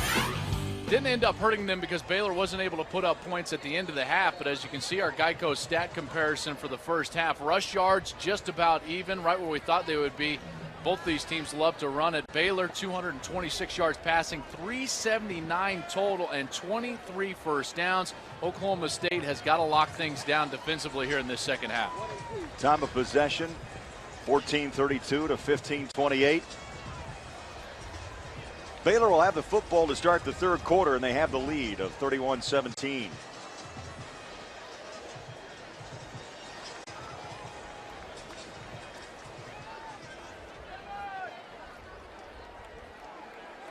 Nick Florence played really well in the first half. Unable to get those points. I know they're frustrated about that, but they've got to be very, very happy with the way their offense has played. 379 already on the day. Number 35 kicks away with the wind. Goal line. Jones breaks it. 35-40. Watch out. 50. Darius Jones to the 28-yard line.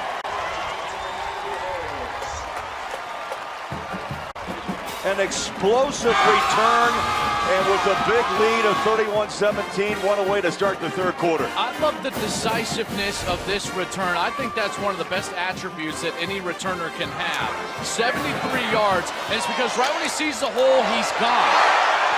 There's not a lot of shifting and running east and west. He is down north and south, finds the hole, cuts back at the end. but a 73-yard return for an offense that frankly doesn't need it with the way that they were playing in the first half. What a tremendous way to start this second half for Baylor. Nick Florence hands that ball off to Glasgow Martin, who pushes his way to the 23-yard line. And Darius, you had a chance to talk to head coach of Oklahoma, Mike Gundy. Yeah, I caught up with Mike Gundy, and I asked him what he thought about halftime going in with that play and why he decided to challenge it. He said that he saw the clock hit 0 before the ball hit the ground. He believes that that's a play that should be challenged. He also talked about eliminating the big plays for Baylor. Didn't do a good start coming in from halftime. Now the big return of 73 yards. Oklahoma State's head coach not happy with the score and the performance at this point, 31-17. Hard to put your defense in that short field, Joel, to start a second half. Especially a defense that was just in this situation right at the end of the first half. They held Baylor to no points on that series, and now backs against the wall again. Again, Baylor stretches the field, 5 wide receivers. Florence balls up, incomplete. We've had a lot of tip balls today through the hands of receivers. Of course, Baylor's defense has taken advantage of that on their end. Just out of the reach of the defensive back for Oklahoma State, but I still wonder. It's not that I think Oklahoma State has been sleepwalking through this game by any means. They've played hard, but I just get the sense that the hangover is still there from the loss last week to Oklahoma. Now their defense in consecutive series has forced Baylor to a field goal opportunity. 41 yards, Aaron Jones. No good. And for the second straight drive, they don't give up any points. Now that's a huge lift for Oklahoma State. 73-yard kickoff return, and they gave up no points after giving up 379 yards of offense so far in this game. That is a tremendous lift for Mike Gundy and this Cowboy offense, no doubt about it. Go we take a look around the Big 12, how this thing started at the beginning of the season. The preseason polls like Stoops and Oklahoma, followed by Geno Smith, West Virginia, Texas, Oklahoma State number 4. And then things kind of crashed a little bit. And they played the game, right? And Kansas State took over the top with Colin Klein and company. Of course, the signature win for Baylor was the win against Kansas State. Yeah, Kansas State, boy, what Bill Snyder has been able to do, just so impressive. And really what Bob Stoops continues to do at Oklahoma. Think about those 2 losses. A loss to Kansas State in the top 10 of the country. They've only got 1 loss. And a loss to number 1 Notre Dame, undefeated on their way to the BCS National Championship game. Second down 8. Chelf stands in the pocket, wide open. Josh Stewart 1 step away from a touchdown. On the shoestring, Mike Hicks saved that touchdown. He was 1 step away from breaking it. A good accurate throw from Chelf. Stewart is the man on the inside, the slot receiver in the trips formation. He does a nice job forcing the outside release. He gets on top of the second level defender and then gives his numbers to the quarterback. Terrific route. Gain of 22. Chelf flips it after the flat. Big yards past the 30-yard line. Kai Staley, his 12th catch of the season, the big fullback. On occasion, they'll go to him, and it's a 23-yard gain to the 29. Now the handoff for Randall. Hits the edge. He can't turn the corner. Pulled down by Lackey. Lackey is such a strong player. You can tell his lower half is so strong. They tell us that he can hang clean, not a power clean from the floor, but you pick the bar up, hold it at your thighs, and then clean it up to your chest. They tell us he can hang clean. 395 pounds. Explosive player. That was my old Volkswagen in college. Good tires. They want to throw it. Stewart. Oh, drop. In the end zone, Blake Johnson. Blake Jackson, so athletic, set up right from the start. They've got 2 guys out on the route. Stewart goes back to his secondary receiver, who's Jackson on the backside post. Ball's on the money. Jackson's got to make that catch, and Stewart knows it. Jackson out of Gilbert, Arizona, have to make that grab. 25 receptions on the year, a couple of touchdowns. Versus Baylor, you can't let those opportunities get away from you because you know Baylor's going to score points. I like the play call.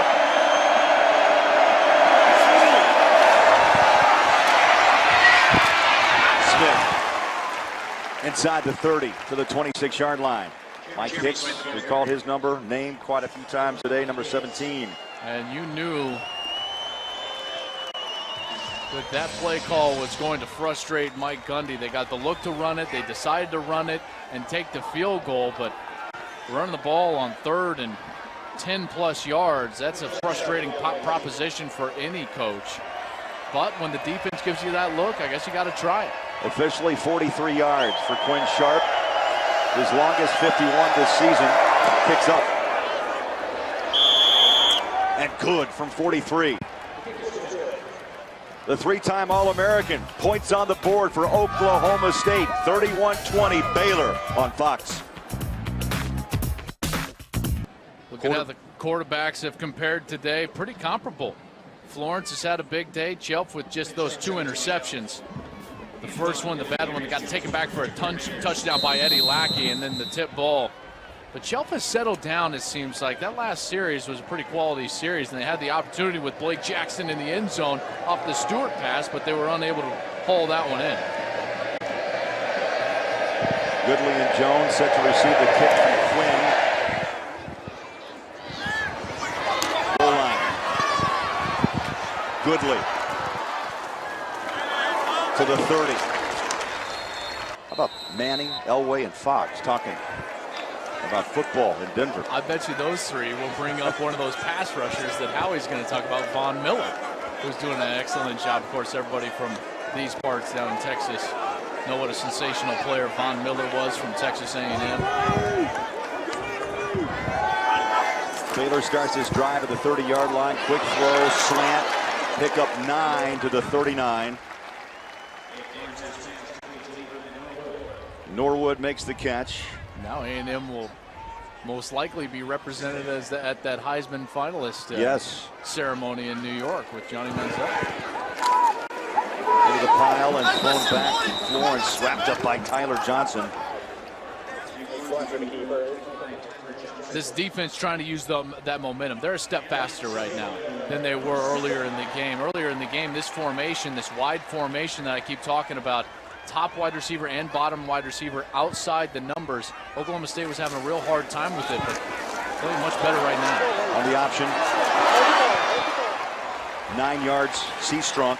Justin Gilbert wraps him up. But again, I thought that play was sold by the way Florence was able to ride Seastrunk into that line. Yeah, his commitment to ball handling and footwork off of that ball handling is pretty tremendous. I really enjoy watching Nick Florence play the quarterback position. He's a steady guy. Tough throw across the field. Good enough for a first down to Lanier Sampson. Here's that ball handling that we're talking about. Really reading the defensive line and the keys, and that's what allows those holes to open up for a guy like Seastrunk, who then takes it for about a 6-yard gain, sets up a 2nd and short proposition. 23rd first down over the middle, incomplete. Terrence Williams wide open, middle of the field. And that stops the clock with 10:08 to play in the 3rd. And Tyler Johnson made this play, and he's been all over the field. Watch Tyler Johnson, number 40. He's going to be at the feet of Nick Florence. He gets through the double team of protection, and that's why Nick Florence didn't have his feet with him. You see how he just threw that ball flat-footed rather than stepping into it? That's because of Tyler Johnson's pressure affecting the throw. A nice job by the defensive end, junior from Haskell, Oklahoma. 5 wide receivers set. They're going to run it, and Florence is thrown down at the 40-yard line. Well, he has been bold running the football today. Watch this fake and how Nick Florence affects the defense. Right there, see how the defensive end, he's going to take it out that way? Just that one move, that's all he needs, and he creates the space needed to get up the field and gain 4, 5, 6 yards. That was Lindell Johnson, by the way, who was upended with that what looked to be a knee injury. He's back with braces and playing in the second half. Quick hitter. Florence flips the wrist to the 30-yard line. Lanier Sampson the catch. And a tackle by the freshman Kevin Peterson. Sampson now with 42 straight games with the catch. A senior playing his last game here in Waco, Texas. Got a huge round of applause before the game. Been very productive for a long time for the Bears. What a streak that is. 42 consecutive with a pass reception, 5 wide. Florence, pressured, runs near sideline, and is pushed out of bounds at the 26.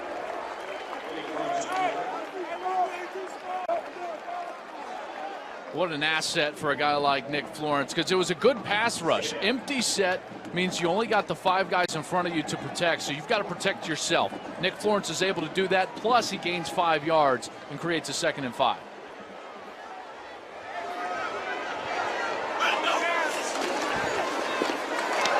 Ball up, batted once, twice, and it's down, incomplete. Oh, little pinball. How about Sean Lewis and Caleb Levy? Watch both of them get to Nick Florence and just hard hitting on the quarterback. Ball was bounced around. Oklahoma State had an opportunity, but that's why I love Nick Florence, man. It doesn't matter how hard you hit that guy. He was right back up. Give me the rock. 3rd down. Let's go. Trips to the far side. They run it outside. Watch out. 10, 5. And Seastrunk out of bounds at the 4-yard line. And this is what the commitment to ball handling does for you. Watch this. Nick Florence, we saw the play that he ran with. That's the exact same look. The defense comes in. He gives the ball to Seastrunk. That's what creates the space. Nick Florence's commitment to the run game is as good as anybody in the country from the quarterback position. That ball handling is absolutely superb. 21-yard pickup, 136 last week for Seastrunk against Texas Tech. Levy with the tackle, the middle linebacker. This time on Glasgow Martin will check in. Guess who? Number 8. He's the down and dirty guy. 580 pounds. This guy can squat in the weight room. That's ridiculous. 2nd and goal. Flintstone weights. They just bend over his back. This drive, impressive. 12th play. 2nd and goal. That ball popped out. Florence brings it back and he's ridden down. Ryan Robinson jumped on his back, number 96. Darius, what makes such a good running back inside the 5-yard line? Is it just power, or do you still have to be elusive? It's more of a mental thing, guys. It's really that you got to have that tenacity and just be an angry runner like what they call Glasgow Martin, because it's really a will here. You know you're going to get hit. You know you're going to get hit hard. You just got to accept that fact. Some running backs accept it a little better than others do. There you see Seastrunk, who comes back in. He weighs 205. Martin goes out, the 220-pounder. Option again. This time Florence cannot elude the Cowboys at the 6-yard line. Nice play. Cooper Bassett filled up the middle, number 80. I know they've had a lot of success with the run game, and we have told you, and I've been very praised. You know, Nick Florence has been praiseworthy of that ball handling, but you know, to have all those snaps down there inside the 10 and you don't throw the ball and target Terrence Williams, you got to question that when you're running your field goal unit onto the field. This will be a 23-yard attempt for Aaron Jones. Good snap, good hold, kicks up. And it's good from 23. 2-touchdown game. Baylor 34, Cowboys 20 on Fox. David Shaw has done a great job. You know, he's going to have to do some work this offseason, though. Some people are going to come calling for Pep Hamilton, their offensive coordinator, and Derek Mason, their defensive coordinator. Those guys are going to be on a lot of lists for head coaching opportunities. Good kick into the wind. Gilbert still on his feet, wrapped up and dropped to the 20-yard line. Got a flag on the far side.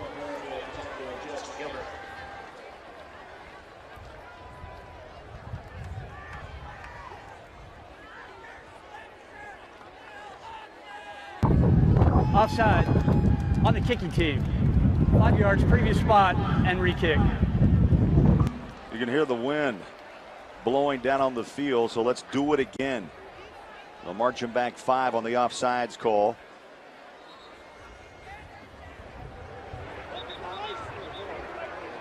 Clint Chelfa waits to get back on the field. Good choice to have him re-kick this into the wind. Now you march it back you're 5. You got to get better field position. A lot of times you'll see him just take the 5 at the end of the run or something along those lines. And Mike Gundy immediately, he was adamant. He was about 10 yards onto the field, giving the kick signal like, hey, kick it again. I know Darius told us earlier maybe 15 miles an hour down on the field. Joel, I'm telling you, those flags are straight right now. It's picked up. It's a tough kick from left to right.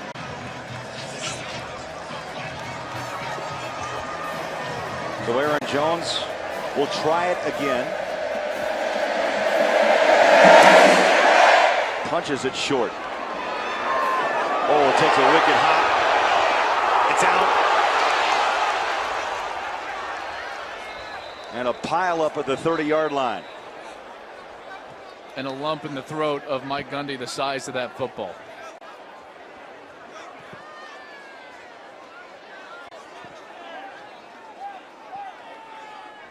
And they're going to point Cowboy way. So Chelf and company back to work when we come back. They're down 14 with 6:16 to play here in the third quarter.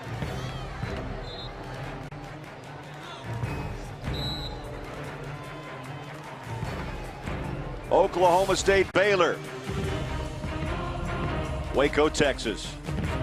Senior Day. Well, Joel, Baylor hopes this is the day they turn the tide in their series with Oklahoma State. Oklahoma State, the last 6, been very dominant, 48 to 22 on average, 293 rush yards per game. But Baylor up 34-20, and their offense is playing really well. There's over 6 minutes left in this third quarter. Near side, and a big run by Randall. Well, he runs upright, Joel. 6'1", 200-pounder. Doesn't have that lean, but he just strides out. And now over 100 yards. Joseph Randall, 111 yards. He came into the game averaging 110 per game, which was tops in the Big 12. Continues to have a fantastic year. That's the 8th time he's run for 100 this season or more. What a weapon to have. Flags on the snap. False start, number 5 offense, 5-yard penalty, first down. Josh Stewart gets an early start. The setbacks just so frustrating on first down for an offense. Now you're just going to be constantly behind. Anytime you get behind the chains, unless it's third down, you need a conversion. My motto as a quarterback, get half of it back. Get to about 2nd and 7.5 here, you'll be in good position. Play clock at 5. Quick throw, far side. Pitch and catch, it's on the hands of Charlie Moore. And Joel got about half back to the 49. About there, and that's exactly what a quarterback should do. And now it's okay to check the ball down. The last thing you want to do is try to get all of it back then. Now you're in a 3rd or 2nd and 15 situation. At this point, at 2nd and 8, you can still check the ball down if you get in trouble and have an opportunity to convert at 3rd down. It's just thinking ahead a step. Situational play so important, especially in these spread offenses, and that's why Clint Jelf has done a good job for Oklahoma State, the older of the 3 quarterbacks for the Cowboys. Play action, stands tall in the pocket, pressure, side steps, throws a long deep ball. There's contact, and the flags stay in the pocket. Charlie Moore looked like he was bumped inside the 15-yard line. No flag. Sam Hull was on the coverage. Here's the end of the play. It looks like there was maybe some incidental contact. Hull was looking back at the ball, which is going to help him, but there was definitely some contact there. Now 3rd down and 8. 3 wide receivers near side.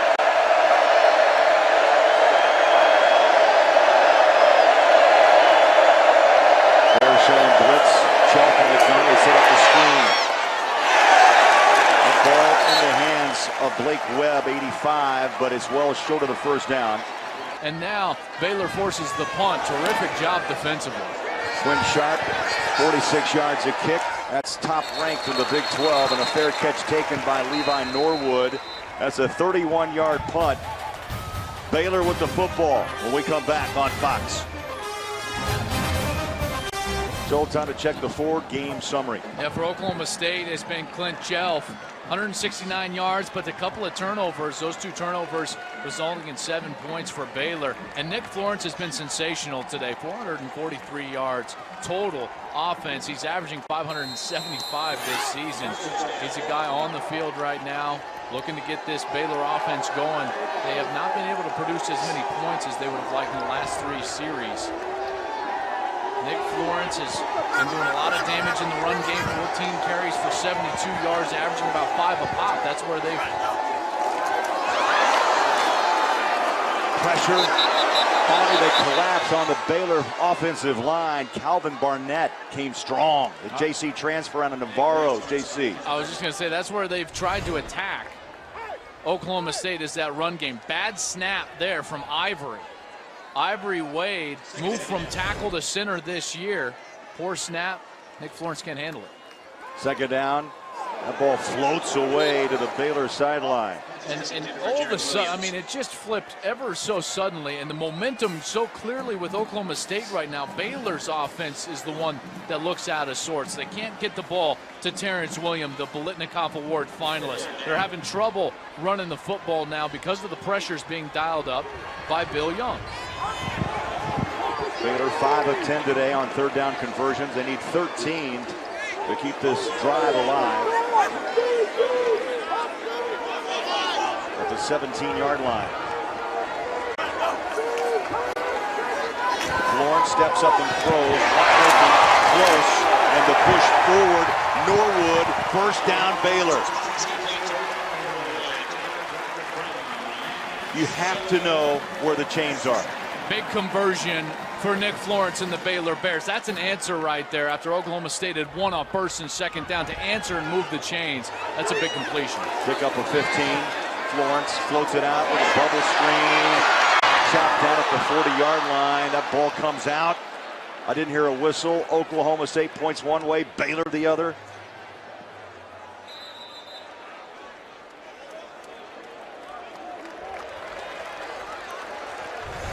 Definitely did come loose. That's Goodley. Antoine Goodley. Ball's loose. Baylor gets on it. Who is that at the bottom of the plyer?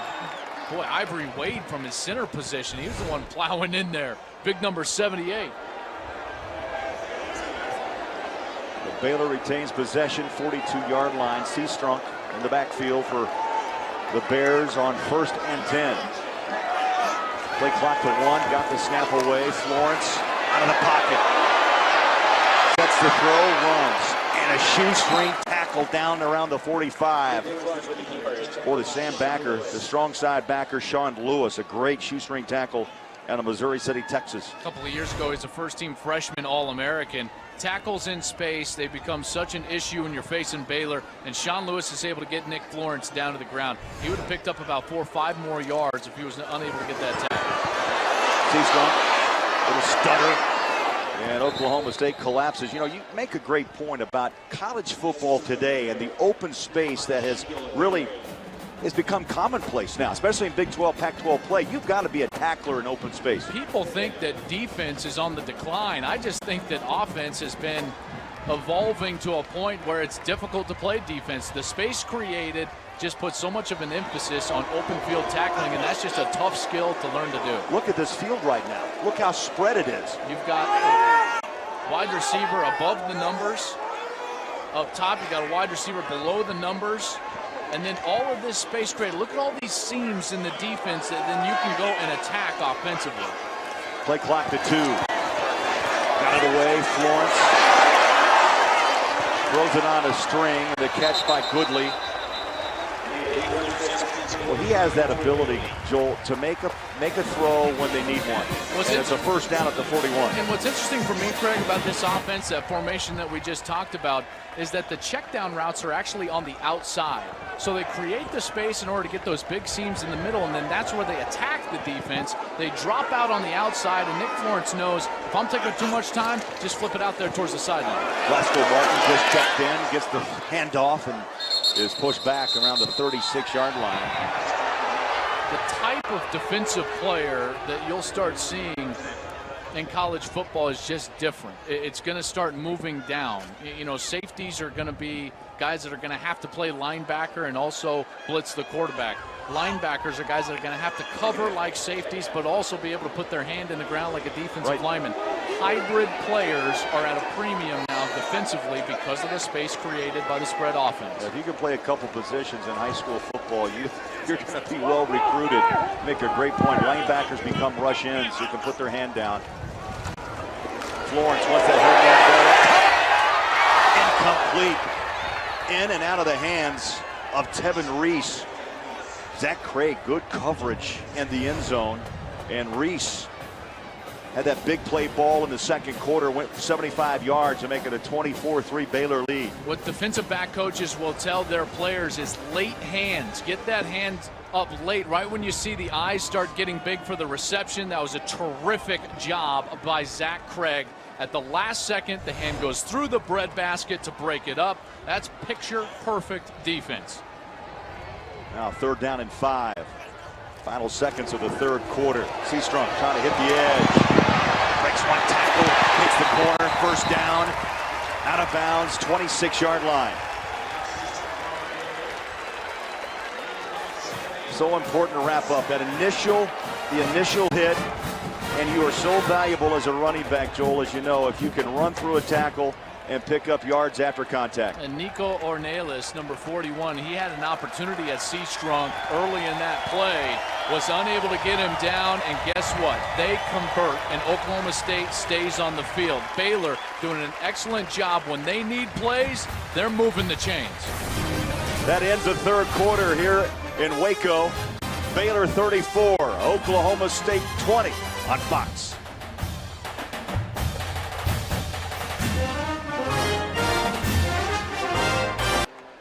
Baylor Bears 34-20.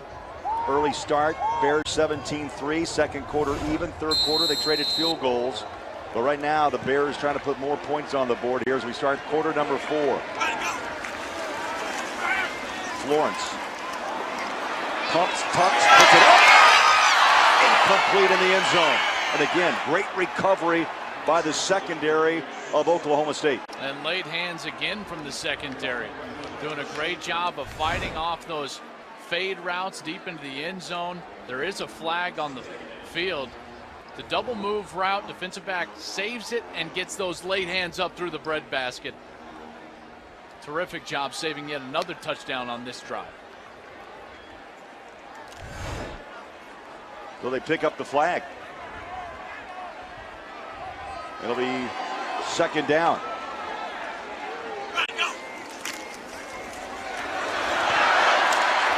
Glasgow Martin for the pads pop as he's inside the 15-yard line.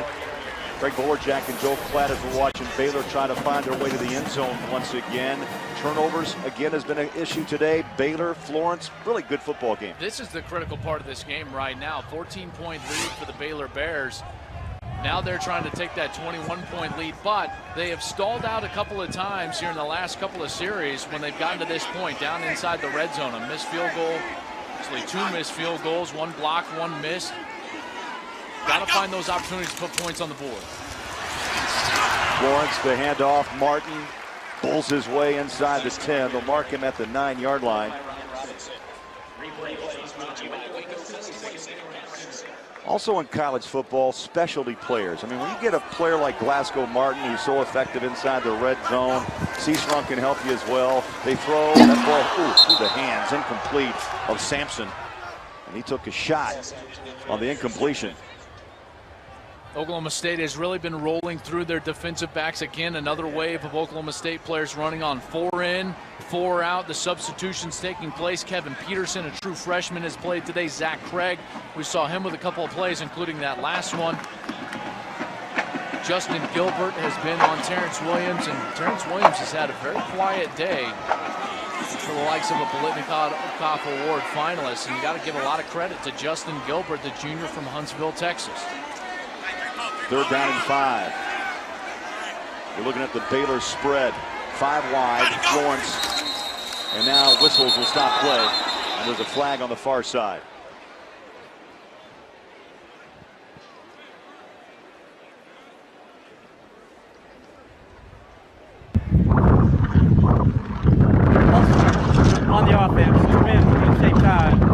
5-yard penalty, 3rd down.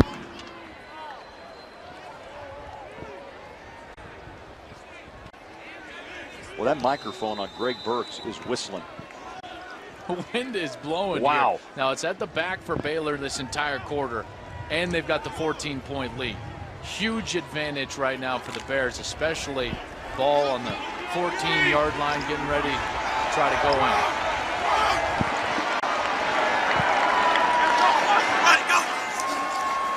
Play action over the middle. Quick toss. And the tackle by Shamil Gary.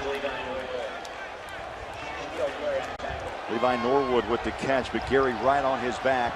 It's going to bring up 4th down. Art Briles is not sending Aaron Jones, the kicker, on the field. They'll go for it with quick tempo. Up to the line of scrimmage. Hopping over the top. Don't think he made it.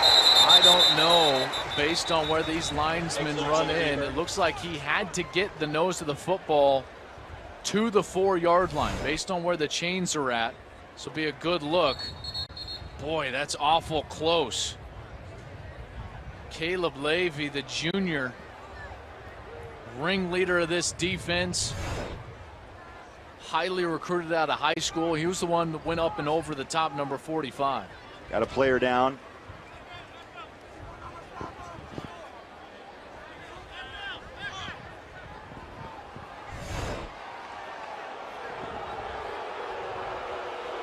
They're pushing the players back as the officials are trying to eyeball where the spot is. Just inside the 5. And Joel, the chains on the far side are coming in. I'm with you. They had to hit the 4-yard line. I don't think they're there. I think this might be, if they got it, it's by an inch. Looks a couple inches short from here, though.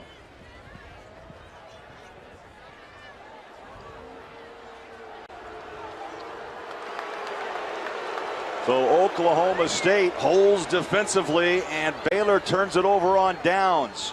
Cowboys have it when we come back to Waco.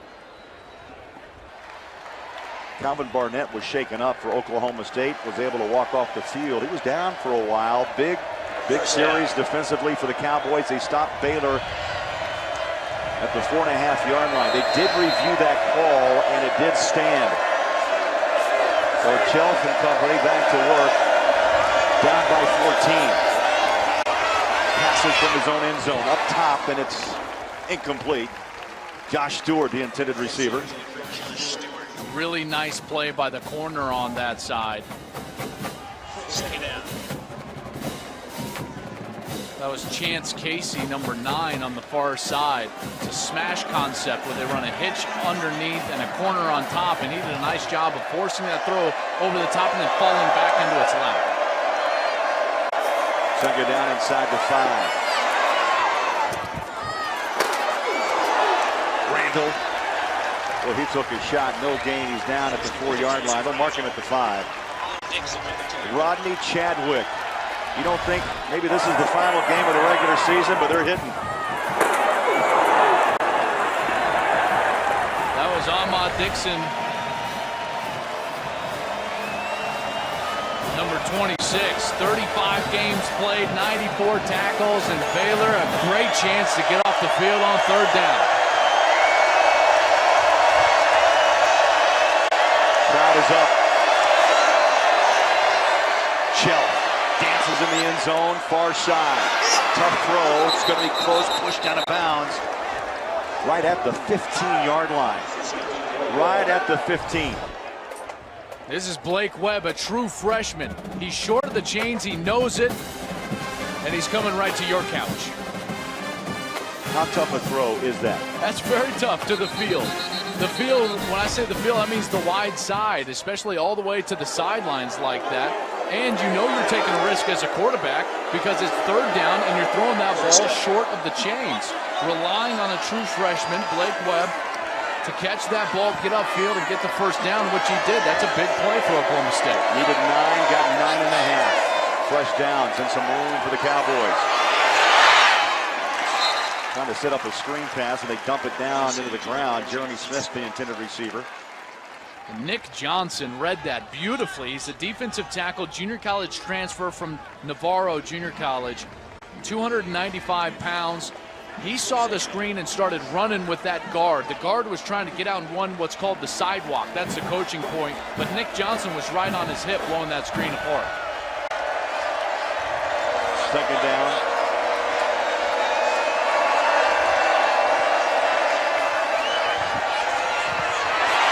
Shelf sidesteps, troubled, and then throws it incomplete. It's been a hard-hitting ball game. Let's get an injury update. Here's Darius. Yeah, guys, I just spoke to the training staff about Calvin Barnett. And he's going to go back in the game. He's shooken up a little bit. But what also happened this last play was Joseph Randle, the running back for Oklahoma State, came off to the sidelines with a bit of an ankle injury. So the training staff just retaped it. Looks like he's going to be able to go back in the game as well. All right, thank you, Darius. Bill, as you know, tape is football player's best friend. That's right. 3 of 9 on third down today for Oklahoma State. They need 10. Pressure. Shelf throws. Incomplete. Got a flag at the 37-yard line. That's going to be a defensive hold call on Baylor.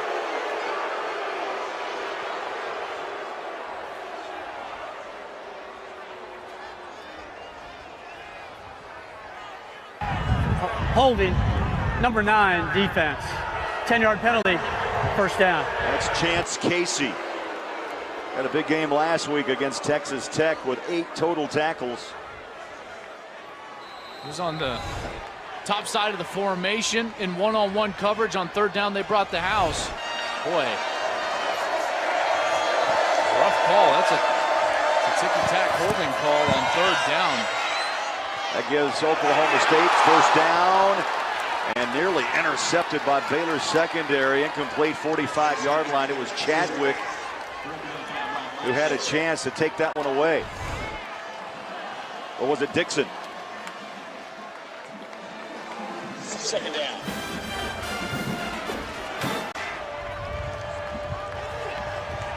Ball over the middle. Those linebackers doing a great job falling underneath that coverage.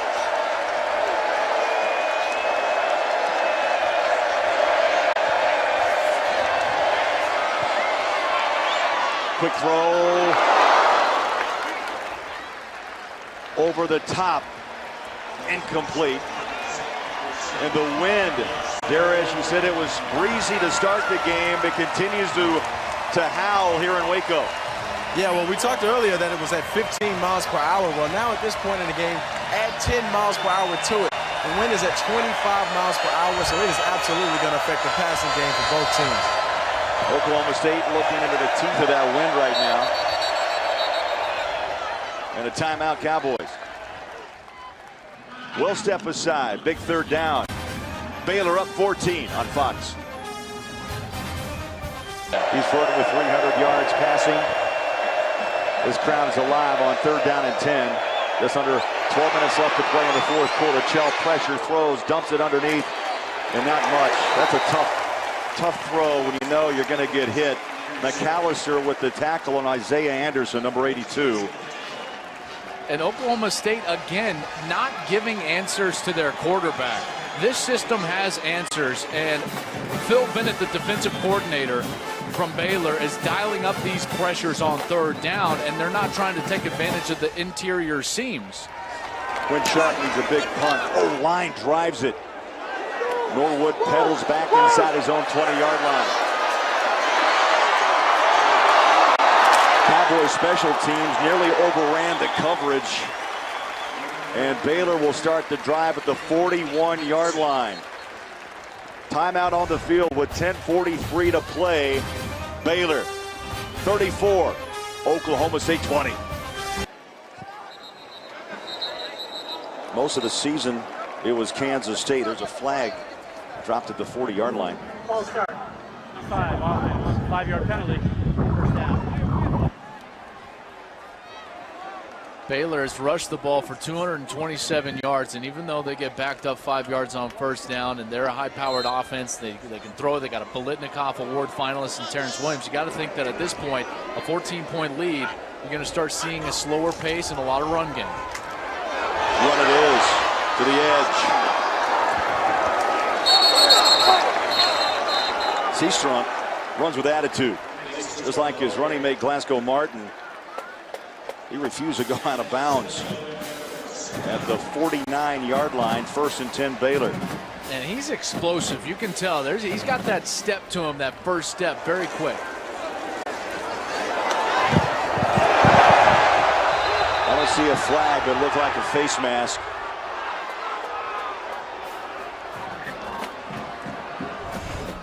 I saw something strange, just like you did, Craig. I don't know if it was a face mask. No, it looked like he just had him by the shoulder. Yeah, good tackle there by Alex Elkins. Tell you what kind of sold you a little bit, thinking it was a face mask, just his head snapped back. Yeah, the turn of it, the spin. I thought the exact same thing when I saw it live, but Alex Elkins with a terrific tackle from Blinn Community College right here in the Texas Air Force. Blinn is where Cam Newton played. A lot of guys from Blinn all over the country. Terrific program in the junior college ranks there at Blinn, Texas. It is a Division I factory indeed. 3rd down short. Stumbling is Seastrunk at midfield. That brings up 4th down.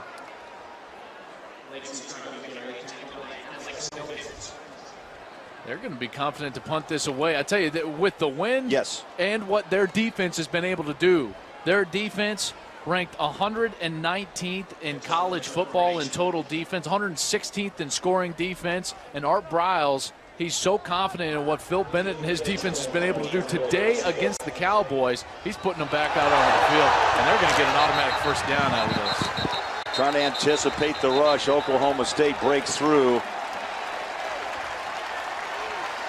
They anticipated the snap, and here they come, and now they're going to get the 1st down.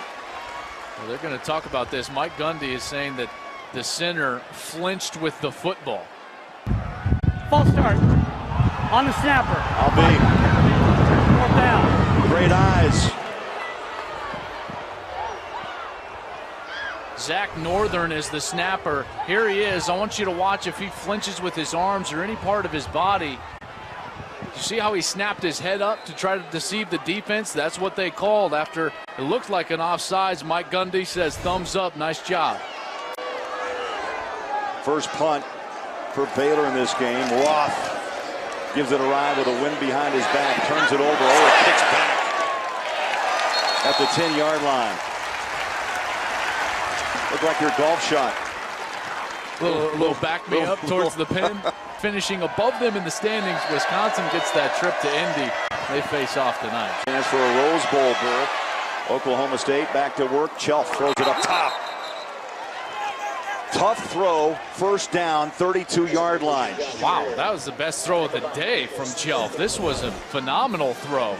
All the way to the sidelines, just drops it over the shoulder of Stewart. Terrific throw. Go into the wind. Randall stacked up, no gain at the 32. Lackey in on that tackle. Well, what a game he has had. The pick 6, had one last week. Ran it back 55 yards.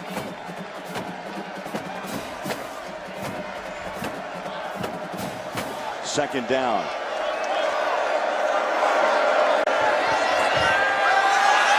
Chelf throws. Spins it in, and Stewart makes the catch. And again, Baylor dropped back, and there wasn't a bear within 5 to 7 yards around him. They tightened down the formation, and there was a bunch set to the bottom of the screen, and that's what allowed Josh Stewart to bust out on that wheel route from inside to outside, stretching that defense, finds himself wide open. A game of 23. Chelf has room to run, and he trots out of bounds at the 37-yard line. Baylor wanted a holding call there as Chelf left the pocket. They didn't get it, and Oklahoma State now continues to move the ball. And they've got a 2nd and 3. 8 minutes to play in the ball game, down by 14. Cowboys can punch one here with the next minute or two. Should set up an interesting ending here in Waco. Well, 14 points. This clock has become somewhat of an issue for Mike Gundy and the Cowboys. Baylor's defense has played absolutely excellent football today. Held Oklahoma State to 404 total yards on the day. Quick throw. Close to a 1st down. Catch, Blake Jackson. Chelf is in a rhythm right now. You just feel that ball's coming out of his hand cleanly. He's throwing the ball accurately. His feet are in rhythm in the pocket. Oklahoma State Now they run it with Randall. Terrence Lloyd with the tackle. The left end, number 11. Inside the red zone at the 19, call it the 18-yard line. 8th play of this drive, and now the officials step in. Timeout. Timeout call. We'll step aside. 7:08 to play. Down the stretch in Waco. 34-20, 7:08 remaining. Big 12 finale between Oklahoma State and Baylor.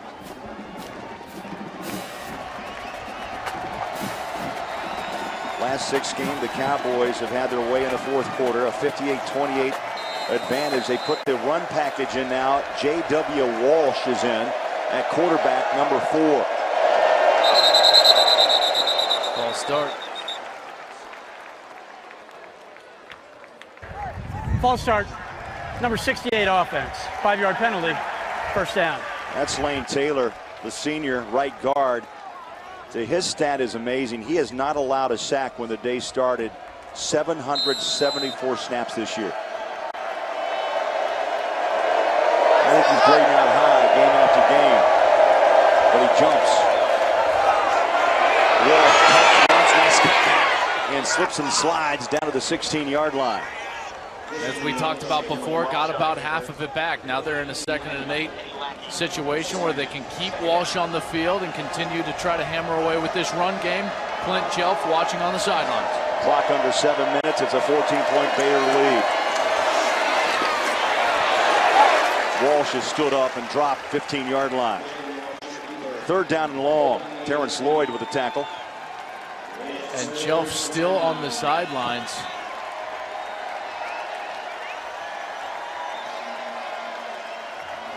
Joel, you and I were just talking just how well he has thrown the football on this drive into the wind. And that's why I'm really surprised right now that Oklahoma State has done this. I understand on a 1st down changeup, but to stick with J.W. Walsh, who's completely cold. I know he's thrown for 66% on the year, but Clint Chelf was throwing absolute dimes on this series. Now they're taking their chances. Pistol formation with J.W. Walsh. Walsh is the red zone guy to go play action on the rollout. Pressure, dump it out. They set up the screen. It's caught Randall inside the 10 and a 1st down at the 6-yard line. And missed tackles in open field. That's what Joseph Randall gives you. Terrific open field move. The only reason Oklahoma State continues on this drive with a 1st down. Walsh, hurry up. Offense, he'll take the direct snap. Right side. Oh, took a hard lick inside the 5. Mike Hicks, hello.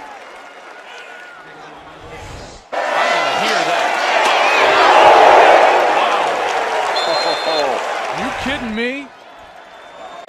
Well, Mike Hicks, a senior from China Spring, Texas, lays the hammer on J.W. Walsh. Clock running, under 6 to play. 2nd down. Touchdown, Walsh. Now this game taking a little turn with 5.5 to play.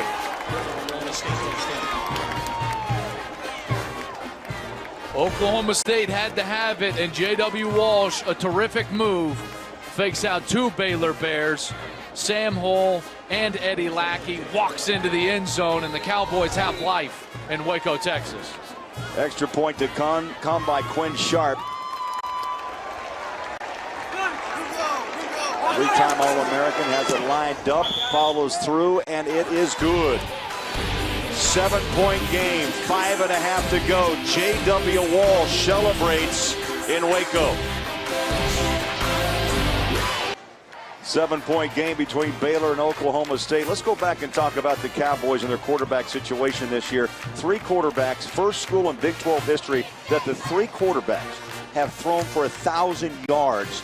Injury has played a part, yes. But you know what? They have a lot of different looks. Chelf, Walsh shows you what he can do in the red zone. Wes Lunt was a starter to start the season, the true freshman. He's thrown for over 1,000 yards, 63%. Walsh came in for him. Chelf was actually the 3rd-string quarterback to start this year, but he's the junior. Walsh just a redshirt freshman from Denton, Texas. Mike Gundy tells us that Clint Chelf at this point in the season when you start getting to these critical situations, he's the type of guy that Mike Gundy trusts. He's been there before. He learned from Brandon Whedon, and he's done a nice job today bringing the Cowboys back, getting in this ballgame. Well, that drive went 11 plays, 88 yards, 3.5 minutes off the clock, and it was capped off by the 4-yard run by Walsh into the wind.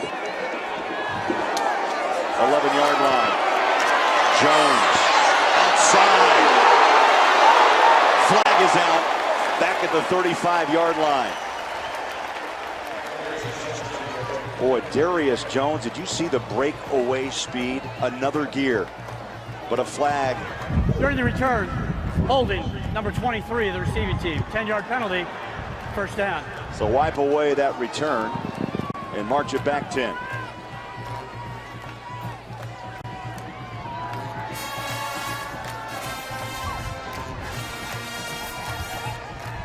Now the question for me becomes, can they get their rhythm back? Speaking of Baylor's offense, in such a good rhythm early in this game, they got stopped a couple of times in the red zone, and that type of momentum and belief is what allowed Oklahoma State to start playing so much better here in the fourth quarter.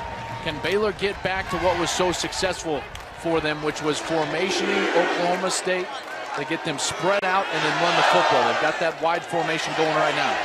Low snap, handed off, big hole, up the middle, Seastrunk. Goodbye! 40, 30, 15, 10, stumbles, touchdown. Looked like he pulled a hamstring, but he found the end zone.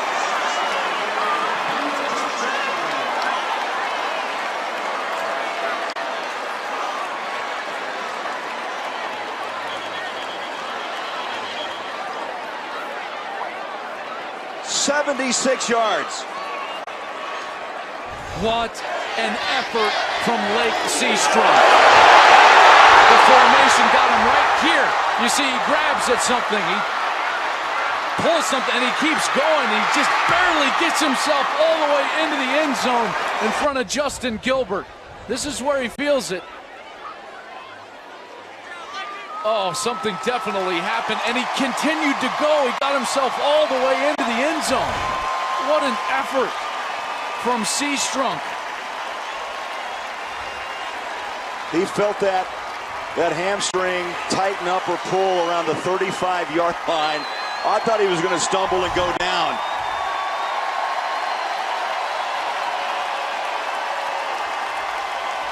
Right there. How he was hopping and skipping, still keeping the speed up to find the end zone, 76 yards. He is getting a standing ovation. As he should. Here at Floyd Casey Stadium. That is the 9th one-play touchdown drive this season and the 2nd today by Baylor.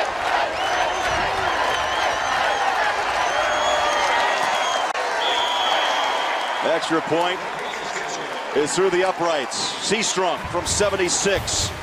41-27 Baylor. 41-27 as the trainers look at Seastrunk, and that brings us to the Reese's perfect play.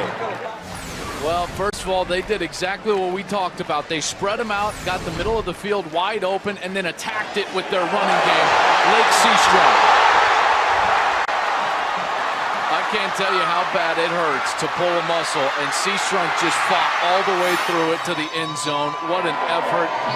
Darius as a running back and a guy, that was unreal. He had 35 yards still to go with a pulled muscle and still got in the end zone. Seastrunk with 16 carries, 178 yards, and the touchdown with 5:11 left to play. Darius, he was at about the 35. Yeah, and This was crazy. If you've ever pulled a muscle or any kind of hamstring or anything, you have no idea how impossible it is to even walk. So the fact that he could go another 25, 30 yards and make it to the end zone is even more impressive than the run, in my opinion. Darius, he's got everybody on the team that are walking over to him, giving him a five. I mean, you talk about inspirational, what he just did for this Baylor team. That's exactly what Baylor football is all about, and I can guarantee you that Art Briles is very proud of the young man. No doubt about it. Well said. Art Briles has done such a good job here in Central Texas, and You got to credit a guy like Ian McCall, the athletic director for Baylor, who has built and fostered an environment of success across all programs. Their baseball program has done a heck of a job. Obviously, their women's basketball team won the national championship with Brittany Griner. And earlier today, the Baylor men beat Kentucky in a basketball game. They've had a lot of success here over the last couple of years. And Art Brow's very proud to be a Baylor Bear. Self goes back to work, throws it far side, and boy, they're just stacking up the yards in this game. Lackey runs out Josh Stewart out of bounds. That run, by the way, by Seastrunk, that will live in lore, by the way. That story will grow as the years. Oh, he pulled up at the 50. It'll be the opposite 45 the next year. On the hands, complete. Josh Stewart. After that, it's both hamstrings. Yeah. And he still ran through it. Oh, what a sight. This crowd appreciated it. That was unbelievable. 41-27 Baylor on top of 23rd ranked Oklahoma State, just under 5 minutes left. Ooh, nearly intercepted behind Austin Hayes, the freshman out of San Antonio.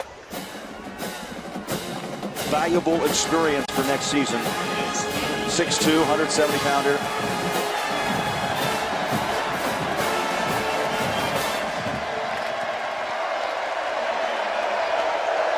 Third down and 2. Quick throw far side. Hayes has it and more. And he is hit hard out of bounds at the 41. Good play call. Getting that first down, an easy first down. You take that run game out of the mix. You make it just about a one-on-one on the outside. Oklahoma State was able to win that matchup, move the chains. Shelf goes right back to work underneath. Got a one-handed, incomplete as Randall. So great out, Shelf. I like his arm strength, and he's been impressive throwing the ball hard into the wind and on target. It seemed like early in the game he was on point. In the middle of the game, they seemed to lose rhythm offensively with the blitz package of Baylor. And now late in the game, he's found that rhythm again, trying to get his team back in this ball game. 3 wide receiver package on the near side. They throw far side, incomplete. Right now, though, like on that last play, you're starting to see some lazy feet from Clint Shelf. In the shotgun, if you're going to get that shotgun snap and throw a slant, your feet have to be right with you so you can deliver that ball on target. If your feet are lazy at all, that ball will be behind you. That was the 45th pass attempt by Clint Shelf. How about some tired legs out there with 4:23 left to play. Shelf tucks and lanes. Swarmed under at the 40-yard line, and Sam Hall made the initial hit. Really comes down to this play. Baylor's defense has played really well for Phil Bennett. They got one snap here left in this ball game. Put an exclamation point on a senior day victory here in Waco. Will it go to Randall or Stewart? 4th and 9. Pressure from the edge. They wanted Joseph Randall on a hot slant. He wasn't looking back, and the ball falls incomplete.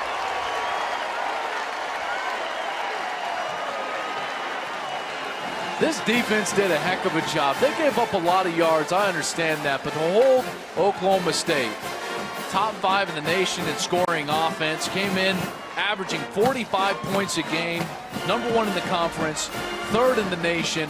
They've held them to 27 points so far with 3:53 left in this ball game. That's an outstanding job from Phil Bennett and the Baylor Bear defense. They've been much maligned over the course of this season.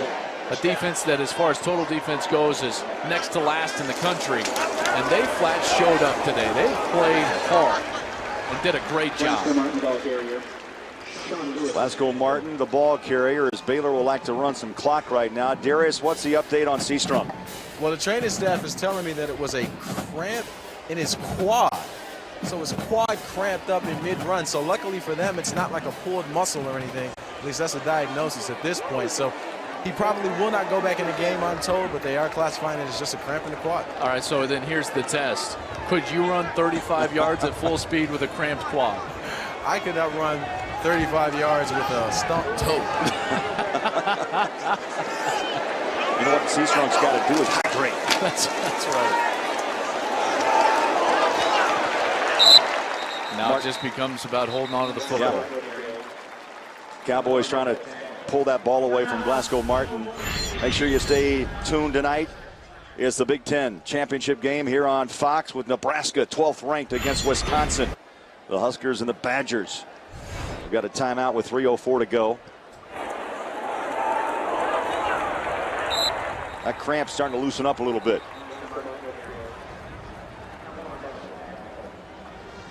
They should have played it up. They just got bowl practice coming up, right? I mean, you can.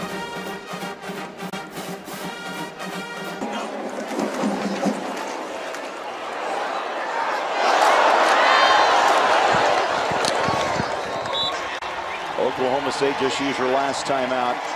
It's a 4th and 4. And Baylor will punt.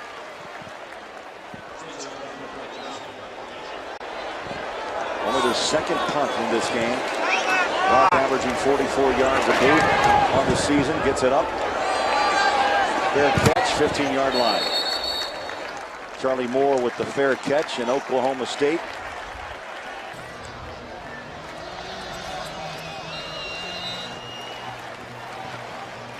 Baylor 2 minutes and 49 seconds away from their first win over Oklahoma State, Joel, since 2005. And the Bears won it here, 44-34. This will be Art Briles' first victory over Oklahoma State.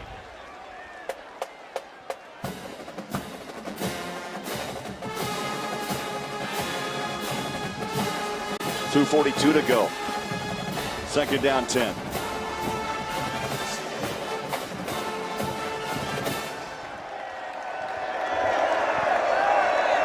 Jell from the gun. Steps and throws. On the sideline is Randall. He's pushed out at the 22-yard line. Coach Briles told us that after last year, they got 5 guys off their offense leaving to the NFL. Robert Griffin III, maybe the most recognizable college football player in the last decade. He said this was really a critical season for them and what they built here at Baylor. And so he made it out to be, it was a what's your name type of season. What's your identity? Who are you? What type of player are you? What type of university do you play for? And they've come out and just give them a lot of credit. They're going to move to 7-5, 4-5 in Big 12 play after losing Robert Griffin III. I mean, a heck of a job done by this coaching staff led by Art Briles.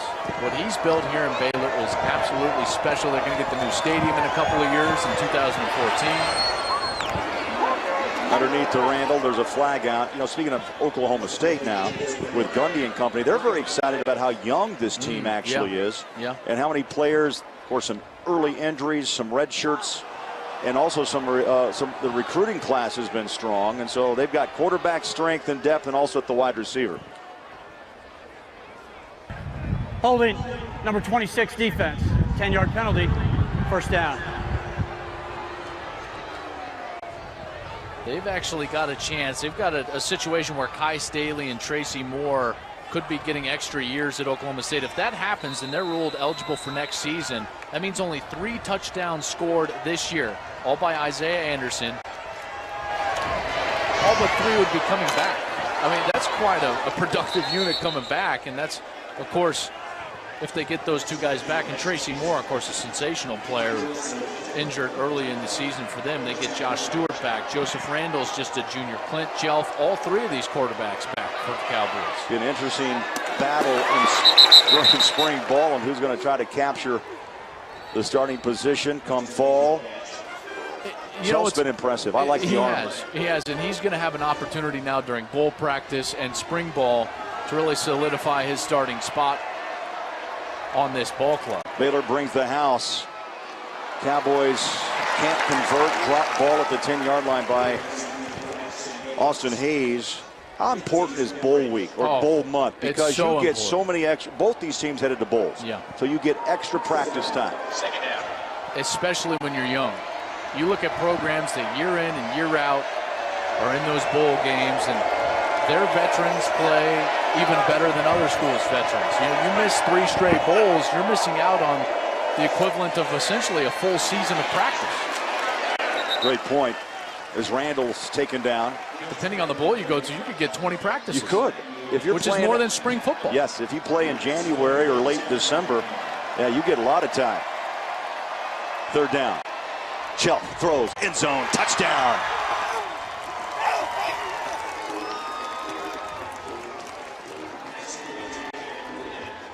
David Glidden. First time we've called his name today, number 13.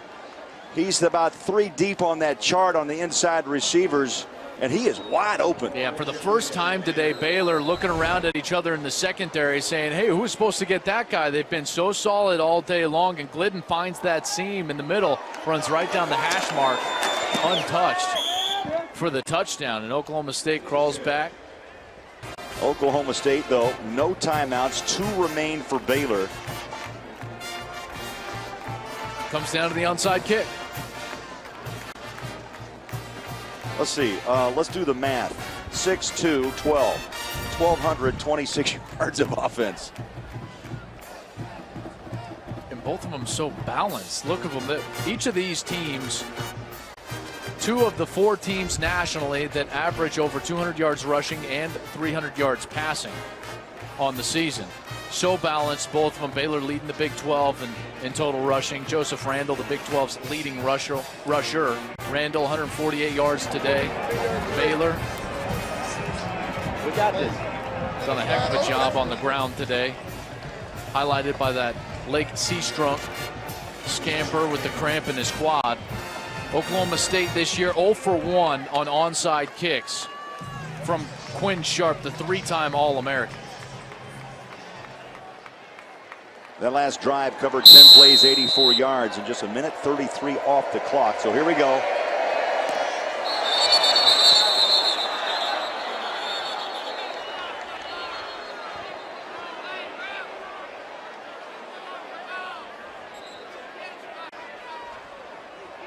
All right, the officiating crew is going to huddle up here. I think the ball fell off of that tee. It may have. As The wind blew the ball off the tee prior to being kicked. If it falls off the tee, it's a dead ball. Re-kick.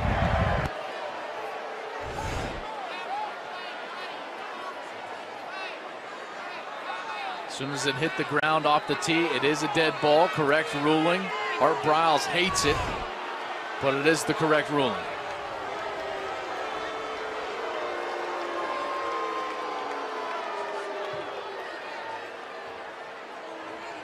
So a re-kick. Well, Quinn Sharp took a swipe at it, then Wes Harlan came over and kicked it after it already come off the tee. So, oh, there it is again. Now this is a problem because you can't execute a proper onside kick with a holder. I was just thinking, I don't know if I've never seen it attempted. And tried again. And again it comes off the tee.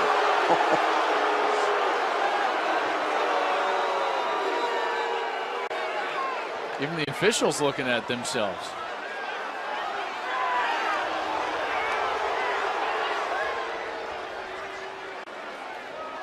This has never been practiced. No. I guarantee you, this is the first time I have ever seen this. An onside with help. It's out.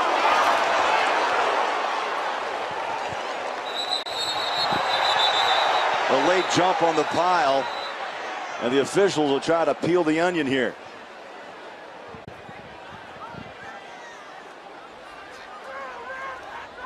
Seven-point game.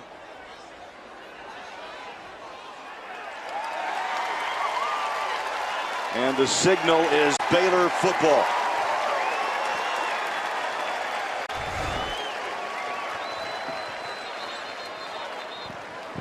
Never took that big hop.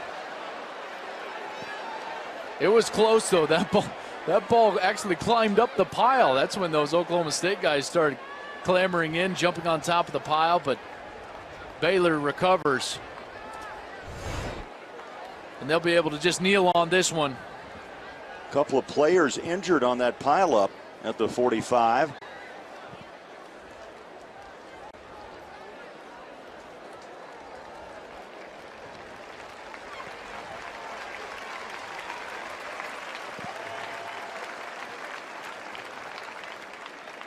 That's Trahan, Brody Trahan.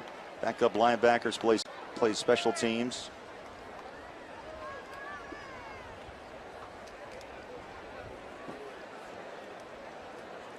Had a few players down today. Hard hitting.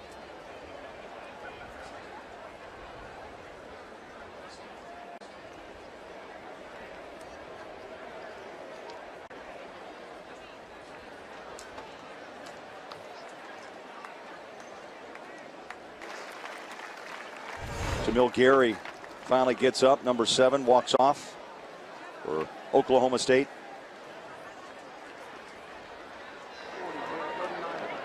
Lake Seastrunk making the play of the day. I'm good. I'll be back. Confident. Good to know. I'll be back. First down.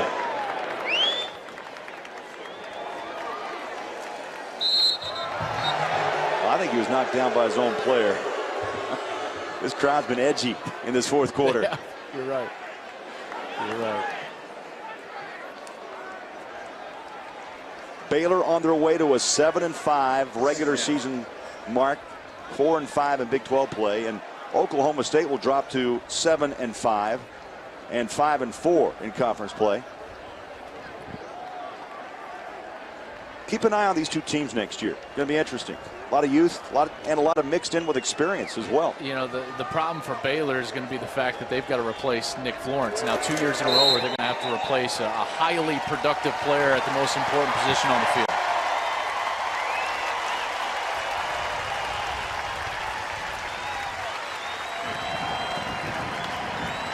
So the final seconds will wind down here in Waco. 21 seniors walk off this field for the final time, and a victory over Oklahoma State, 41-34. Art Briles now 32-30 in his career at Baylor. Let's go downstairs. Darius standing by with the head coach of Baylor, Art Briles. Guys. Coach, you won 4 out of the last 5 games this season. How important was it today to come out here and play well for these seniors? Well, I mean, for a bunch of reasons. You know, first of all, we haven't played well against these guys, you know, the last few years. And, you know, we did that today. That was a motivating factor for us. And, you know, it's like we've been saying for the last month. We feel like we're playing our best football right now in this stage of the season. And I think it's a tribute to our guys for hanging tough when times were tough. Coach, as the Baylor head coach, this is the first time that you yourself have actually beaten Oklahoma State. What is the emotion like?